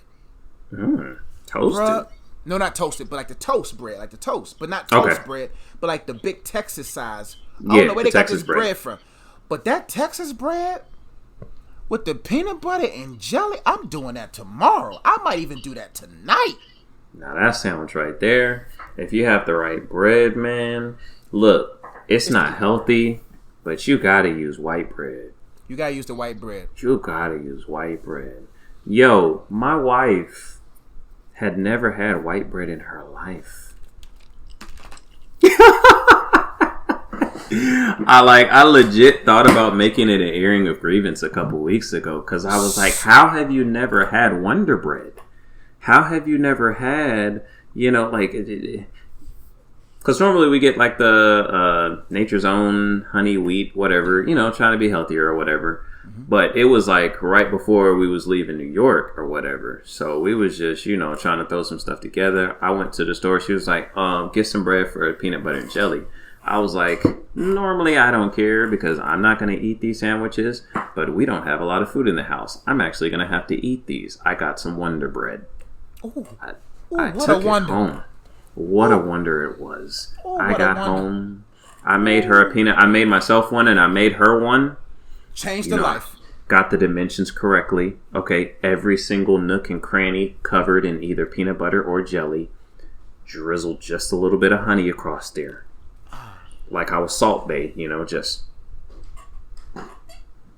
And it was a wrap. It was a wrap. She could not believe that she had never had white bread. Wow, so maybe, whoa, America, UK, Israel, everyone's listening? Do yourself a favor and get you a good peanut butter and jelly on that white bread. I know some of y'all are pro-black, but get that white bread. You got to get the white bread when it comes to this. Now, listen, you know what? Today, BD, I go back to work next week. I think I'm going to treat myself to white bread, bro. I've been doing the fully sprouted bread. Fully sprouted. Ezekiel bread? The Ezekiel bread. See, I'm in the scriptures. You know what I'm saying? The Ezekiel 3:9, whatever it's called, bread. Is that bread actually? I've never actually had it. Man, no, it's not. I mean, it's an acquired taste. You have to get used to that bread. It looks disgusting. The cinnamon raisin version of it is pretty good, but it's not that soft, artificial GMO white bread, bro. It's not that kind of bread. It's the softer the bread. I'd be like, this is so good, but I have to question why you so soft. There'll be certain breads I'd be like, golly, this bread is so soft and succulent. That's how that white bread be, man. Woo. Okay, that's my number 5. What you got for number 4? Number 4, any meat will do, but it's a breakfast sandwich. You could put sausage, egg, and cheese, bacon, egg, and cheese, liver mush, egg, and cheese, crispy chicken sandwich, egg, and cheese, croissants. Okay, so the breakfast croissant. The breakfast sandwich. Croissant. Man, Okay. I went to this place the other day, about a week and a half ago, called Metro Diner, not Midnight Diner, but Metro Diner here in Charlotte. And they had this big old croissant, bacon, egg, and cheese croissant. It was a big croissant. We talking about, this had to be like, I don't know how they made it this big. Like, I had to hold it with 2 hands. Right. Ooh, I said, man, I ain't had a croissant sandwich in a long time. I said, no wonder this sandwich so good. Man. That's number 4 on my list. And it almost got number 2. But I had to show some respect. But a good breakfast croissant sandwich, can't beat it. Okay. My number 4 is also a breakfast sandwich. Okay. But it's a little bit more specific. It is a chicken biscuit. And it's really only from Chick-fil-A. I'm just going to be honest. Okay. I get the chicken, egg, and cheese biscuit. I don't know if that's weird or not, but it's delicious. No, it's not weird. Be yourself. I mean, you got the chicken and the egg. It kind of seems like it's sacrilegious, but it works. It works. It works, and it's delicious. And a good chicken, egg, and cheese biscuit with a little bit of grape jelly. Oh! Okay. Tied for fourth. Got him. Because that grape jelly on that chicken biscuit. Oh. That grape jelly. No, not the strawberry. That's just unwise. Right. Ooh, because you can't do grape jelly on a croissant sandwich. Well, yeah, you can. You can? I mean, it depends. I do it on Burger King's. Now, a real croissant sandwich like the one you had, probably no. Probably not. But, bro, that's tied for number 4, man. But see, I love biscuits, bro. But when you bite it, see, biscuits sometimes, they're not as soft as a croissant. No. It's a texture thing with my breakfast. It depends on what texture I want. Okay. Sometimes what leads me to the pastures is texture. Okay. That's fair. But that grape jelly on that, either sausage, egg, is any kind of good solid biscuit. Maybe not the smoked sausage one, but man, bro, you about to have me. I'm about to go to Bojangles tomorrow and get me a Cajun filet biscuit, and I'm gonna ask that lovely lady at the counter just give me 2 packs of that grape jam. Oh man, that's one thing. You know what? I'm not gonna complain because I'm out of that wasteland of upstate New York. I am here in Texas, and I can get a Chick-fil-A chicken biscuit whenever I want. You know what? It's the most wonderful thing. I have a confession. What's that? I've never had Chick-fil-A's chicken biscuit. What? I know. I'm gonna get up tomorrow morning and get it. I know. But I knew you was my brother. You remember we talked about being surrounded with accountability? I had to confess that saying, bro. I've never had Chick-fil-A's chicken, egg, and cheese biscuit. Please forgive me, bro. Don't question my taste buds now. It was ignorance. It possibly insecurities. You see what I'm saying? It could have been some fears there. Josh, tomorrow morning, I need you to run. Don't walk. Run to the nearest Chick-fil-A. I need you to order a chicken biscuit and tell them that you want egg and cheese on that biscuit. I want you to ask them for at least 2 grape jellies, because you probably need about 1.5 packs. No, BD, I relapsed, bro. No, if I go to this establishment, like I told my wife not to let me go order another chicken sandwich for Chick-fil-A. It got bad, bro. It got bad. I'm still Slim Rev because I intermittent fast. So I do intermittent fasting. And I work out. So I can deal with it. But bro, I woke up. There be days where I'm like, how did I get in this Chick-fil-A line? I'm in a drive-thru. How did I get here again? It was so that's problematic. Bruh, it's so bad. I'm like, why am I here? Do I need a hug? Is it the customer service or the chemicals in the food? I was like, I'm in the line again? Bruh, I was being creative. One day I got the spicy chicken sandwich and the regular chicken sandwich and a large fry. The next day, because I was like, why am I getting... I tried what you did, and I was like, this ain't enough. Because I found out that the 4-piece chicken strips was more expensive than the chicken sandwich. I know. I said, what? Yeah. So don't tell my wife. What I was doing, BD, I was over there grabbing 2 sandwiches, a large fry, and a cup of water, like 3 times in a week, bruh. That is a relapse. One day, that was a relapse because in the beginning I was just doing a sandwich and 2 large fries. I bet, but then when I was realizing, man, I'm getting upset every time I get a large fry. So I'm just gonna get a large fry. BD, please forgive me. Guess what I did? What'd you do? I got a spicy chicken sandwich and a regular chicken sandwich from Chick-fil-A. Okay. Drove across the street to Bojangles. And drove across the street to Bojangles and got me a picnic-sized, lightly salted fries. Oh.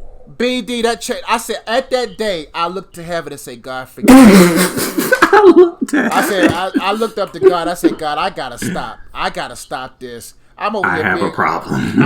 I had a problem. The old JE was back in the passenger seat. I said, no. Bruh, have you ever gotten 2 chicken sandwiches from Chick-fil-A and then went and got you a fresh thing of fries, picnic size from Bojangles? That's a coma, like, waiting to happen. Like, I'm done. If I get that, like, on a Sunday afternoon, it's a wrap for the rest of the day.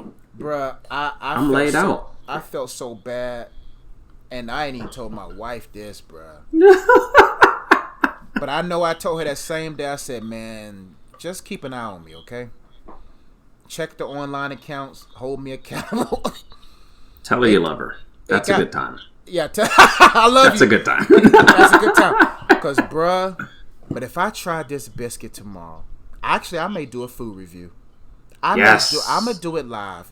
Bro, you want to do it with me or you want me to do it by myself? We might be able to do it. I'm off. So, yeah, man. You know what? We got to do this either tomorrow or sometime before the next episode. Because, I'm going to have to get as long as I get my wife a biscuit, I'm in the clear for that. I can do that. I cannot go get a biscuit for myself. BD, let me tell you something. If this is good. Yes. I want to share in this moment. We have to do this. I want to share in this moment. Bro, because that Popeyes thing we did was trash. We got to do the Popeyes review. I think you had a bad, I don't know. Did you go to the Hood Popeyes or you go to the? Nah, I went to the Popeyes that was, in the area. Okay. Yeah. You might have to go to the Hood Popeyes. All right, man. That was, if I try this biscuit tomorrow, bro. Listen, because one thing about breakfast sandwiches, I never get one. I get 2. Woo. See, back when we didn't have jobs or money, we had to just get one. Now that when you got some money, you got residuals coming in, you just be buying 2 of everything. Anyway, right. what's your number 4? Oh, you already said your number 4. Yep, number 3. Number 3, a good chili cheese hot dog. Okay. That's reliable. It ain't nothing better. I'm gonna give you a location. If you're in Charlotte, go to Chubbs. Chubbs. CHUBZ. Chubbs. Man, bro, we talking about the jumbo hot dog, bro. You know what I'm saying? With the chili and cheese, with the chili cheese fries. Mm-hmm. One day I even tried it with the onions. I shed a tear in that car, man. See, some restaurants I have to try. See, sometimes I do this. Sometimes when I order certain foods that I know are dangerous, right. I don't eat it in the establishment or in their parking lot. I drive off to a distant place and then I park and eat. Right. Because sometimes if I eat it in the parking lot, I go right back in. This is a tip. This is someone who's ever chubby, chunky, or fat. Right. Do not eat in the... We're talking about if you got some money now. You got some money to blow. Right. Do not eat in the establishment or in the parking lot of the establishment. Drive at least 6 miles away. No, not 6 miles. Your cold food to be cold. 2 miles away.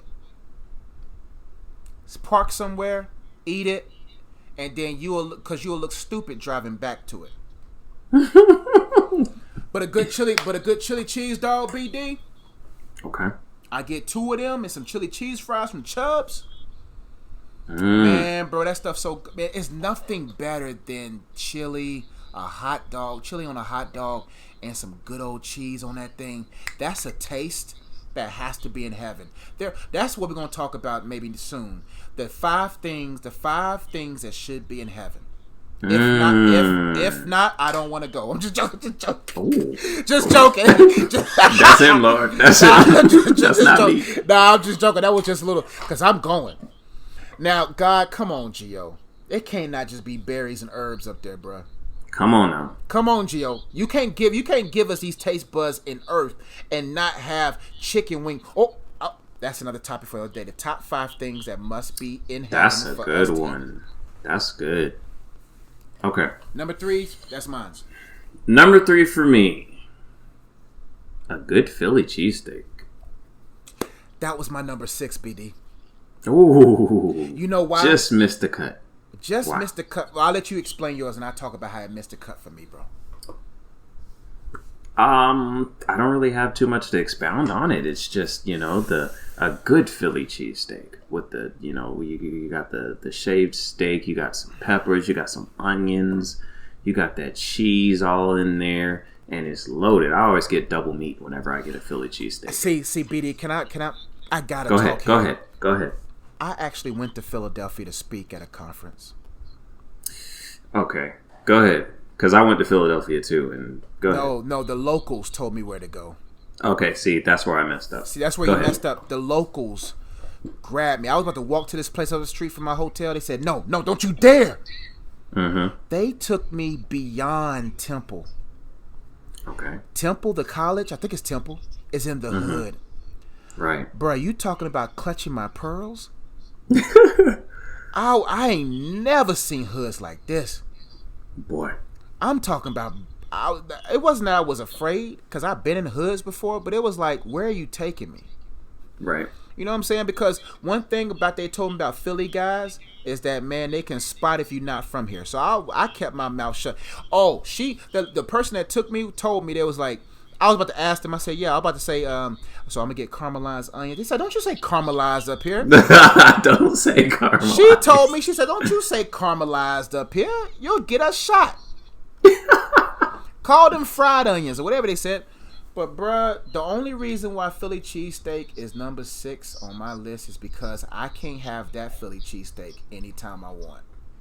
Got you. These places down here, Chili's cheesesteaks be dry. Even when you ask for double meat, it's not enough. And I'm like, bruh, nah, I'm straight. Try Jersey Mike's Philly cheesesteak. It's not bad. It's pretty good. Jersey Mike's? Jersey Mike's got a pretty good Philly cheesesteak. Believe it or not. That's another food review because that's another first. So I'm going to save it till we got it on film. Get double meat, though. Yeah, I got to get double meat. But, yeah, like, where do you remember the name of the place you went in Philly? I got to text the person. I know it was in the hood. Okay. I went to, like, the main one. What is it? Dang, I can't think of the name. But it's like, there's 2 of them. Was it in the that, hood? Like, it wasn't, like, a rich area. But these are like the 2 like main ones that everybody knows about or whatever that all the tourists and stuff go to, and it was not good. They told me, the person there told me, don't trust the tourists, trust the locals. It was Geno's. Was it Geno's? Geno's. You got Pat's and you got Geno's. I think I went to Geno's and it was not good. She did. That was the one I was going to go to, and they was like, nah. They said they took me into the hood, bro. We talking about they opened up this cheese can and was just pouring. It was no measurements. It was just like they was talking to us, the hood and stuff. And guess what was playing in the background like 15 times? Y'all thought it was Reddit? Bro, I was over there like, hey. Yeah, after I left, like I was on Instagram, I was like, man, that couldn't have been the Philly cheesesteak that I thought.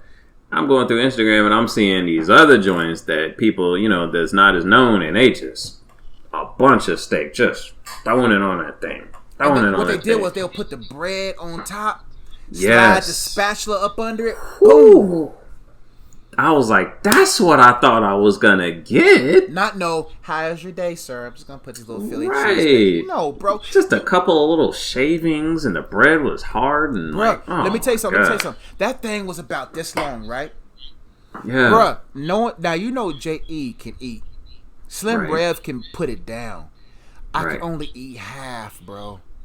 Boy, that thing was so heavy and messy. Listen, one thing about sandwiches, the cleaner they are, the trash they are.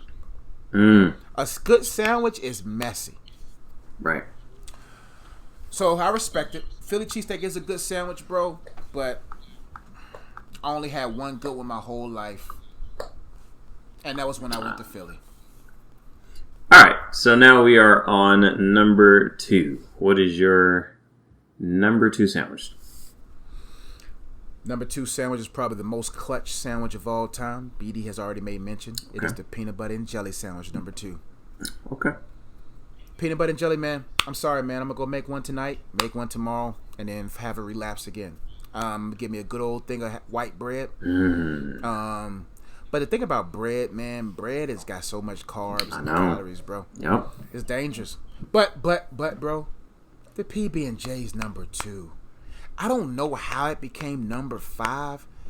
But the peanut, we're not talking about mama's. We're talking about your peanut butter and jelly sandwich. The way you feel in your heart to make it.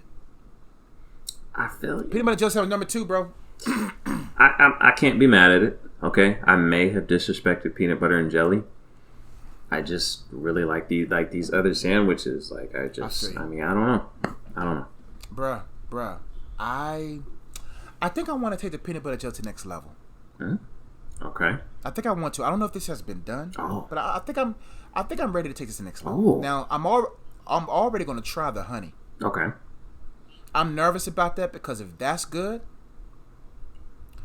But man, what if we put some butter and start toasting these sandwiches, bro? Oh.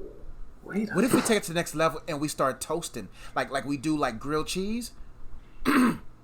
Oh, so make the peanut butter and jelly sandwich and then make the peanut butter and jelly sandwich. Put it in the pan and just whatever comes out, let it flow out. I bet you, bro, with that honey, that peanut butter, that jelly, and that toasted butter bread, bro. Yo, that might be next level, bro. Bro, imagine the crunch and the warm jelly and the warm peanut butter and the honey that's saying hello. See, this is a part of my purpose in life. You know what I'm saying? I wouldn't be surprised if God has me over the food department in heaven. This is why restaurants need us, man.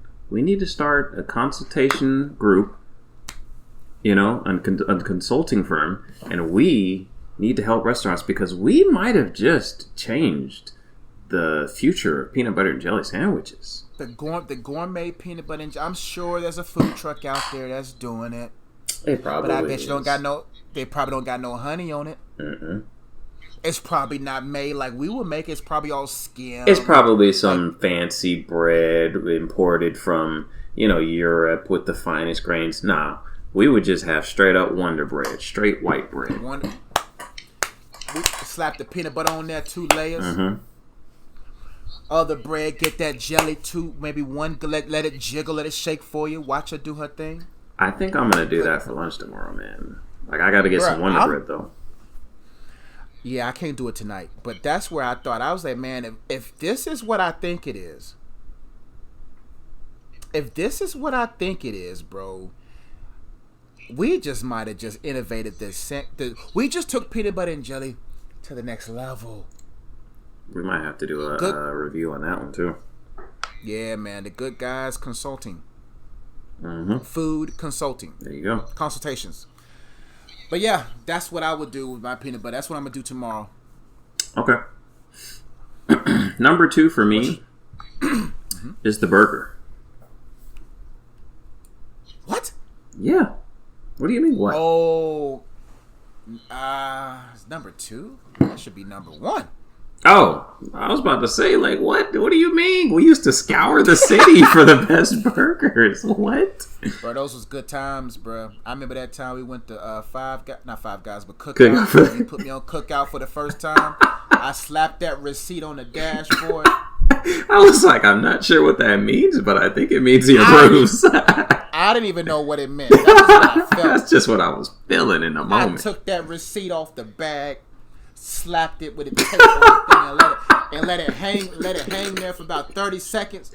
No idea what that means, but okay. That's how I was showing respect to the sandwich, bro. Hey, man. That's why I gotta do food reviews, because whatever comes out is genuine. Right. About how I feel about that food. There's nothing like a good burger, man. Just the raw manliness of just the beef and the hot beef and the cheese melting in between the patties and in the bread and just there's just nothing better, man. BD. Mm-hmm. I'm already gonna tell you what my number 1 is, because we gotta have this conversation right now. Okay. Number 1 for me is the double cheeseburger. Okay. See, the double, that single stuff. No, that's child's play. I couldn't tell you the last time I had a burger with only 1 patty. Like, that's not a burger to me. I know some of y'all are questioning, like, Josh, where's your chicken sandwich? Chicken sandwiches are not done right all the time. Okay. Chick-fil-A is creeping up there to numbers 5 or 6 possibly. But most chicken sandwiches I have is dry. So, but BD, let's tell the people how we build our burger. What do you put on? What's a BD exclusive? So it's changed throughout the years, but right now, my ideal burger has gone to a very simplistic burger. I have the bun. I have 2 beef patties. Yes. 2 pieces of cheese. Okay. I get... What kind of cheese? American cheese. Okay. American cheese. I think that's the only proper cheese for a true cheeseburger. Yeah. And then I get those pickles. It's the bread and butter pickles. Never heard of it, but I'm interested. They're kind of like the pickles, but they're like kind of like sweet, a little sweet. Oh. It contrasts perfectly with the saltiness of the beef of the burger. Hold on, BD. I got my pen and pad. What's the name of that? Bread and butter pickles. Get them. They will change your life. Yes. Okay. And that's really it. Like, what? Okay. Well, what I will do. Yes. Okay. So here's what I do, because the best burger that I have is the one that I make. I get bacon. Chop it up real fine. Okay. Then I have my ground beef. I take some bacon bits, put it with the ground beef, put it into a ball.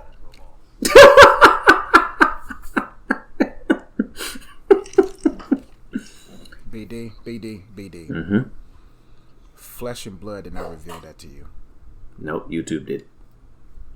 What? God, bro. Oh, yeah. the bacon inside the... Oh, BD. Oh. Smash that out. Put it on that grill. J.E. When I tell you, I have never had a burger from any restaurant that has topped the one that I made when I did that.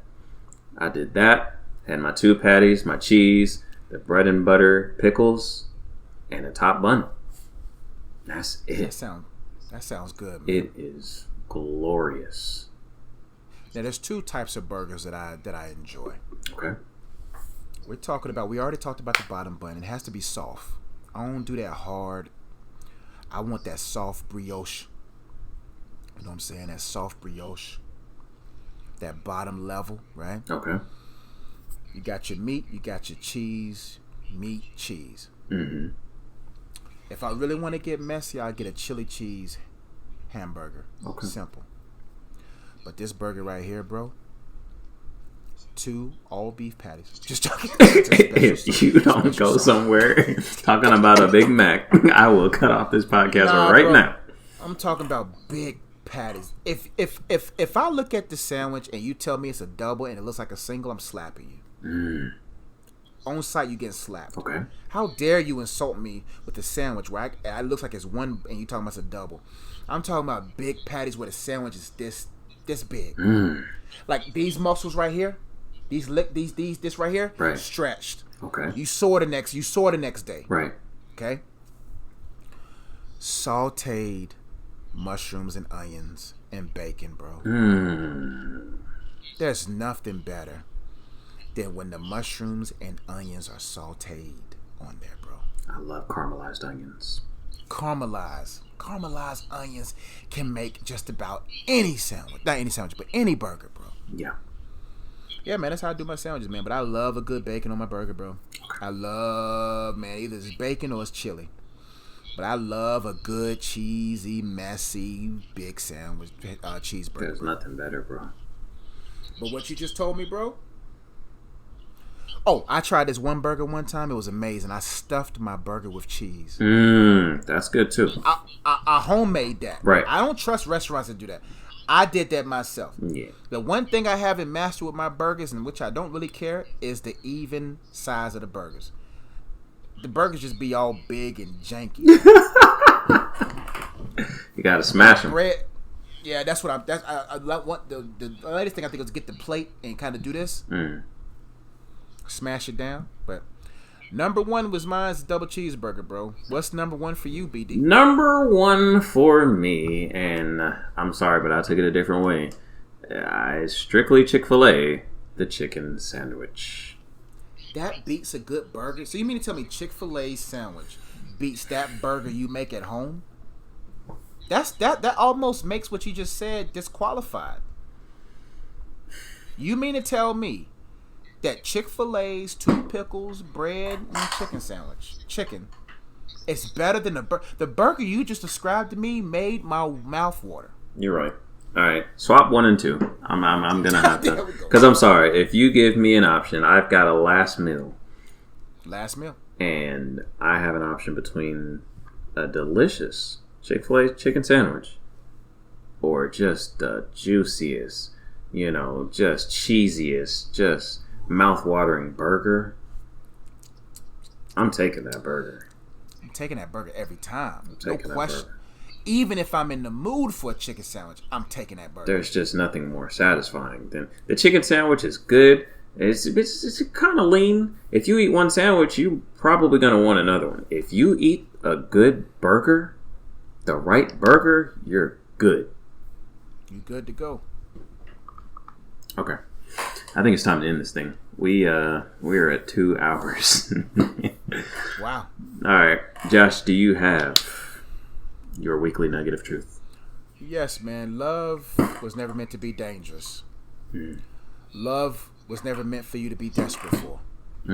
If you find yourself desperate or dangerously in love, then chances are that's a dead end. Listen, true love is solid. True love is mature. True love takes time. Before you even engage in an intimate relationship with anyone, make sure that you have a solid intimate relationship with God that will ensure that you have a disciplined love, not a dangerous love. Are you disciplined in love, or are you desperate for love? Whatever route you go will determine your destiny with love. That's all I got, BD. All right, and that is all we have got for today. I hope you guys enjoyed this episode. I hope it added value to you. If it did, if you enjoyed the episode, make sure, if you haven't done so already, hit that subscribe button and hit the bell so that you get those post notifications. Okay, we come out with a new episode every Friday. We missed one the week before last week. I was in transition. I apologize for that, guys, but I am here in Texas. Texas B is in full effect. Texas B. Okay, I'm settled. Okay, so we're coming at you every Friday. Okay, so hit that subscribe button. Share the content, hop in the comments, leave us a comment, let us know what kind of things you look for when you're dating somebody. Let us know what your top 5 sandwiches of all time are. Interact with us, we'll interact back. Other than that, that's all we've got for today. I am Brandon Dixon. I am a humble father of 4 and a happily married man. He is Joshua Ezzy. You guys like to refer to him as Slim Rev. I don't. We're the Good Guys Podcast. We're out. Peace.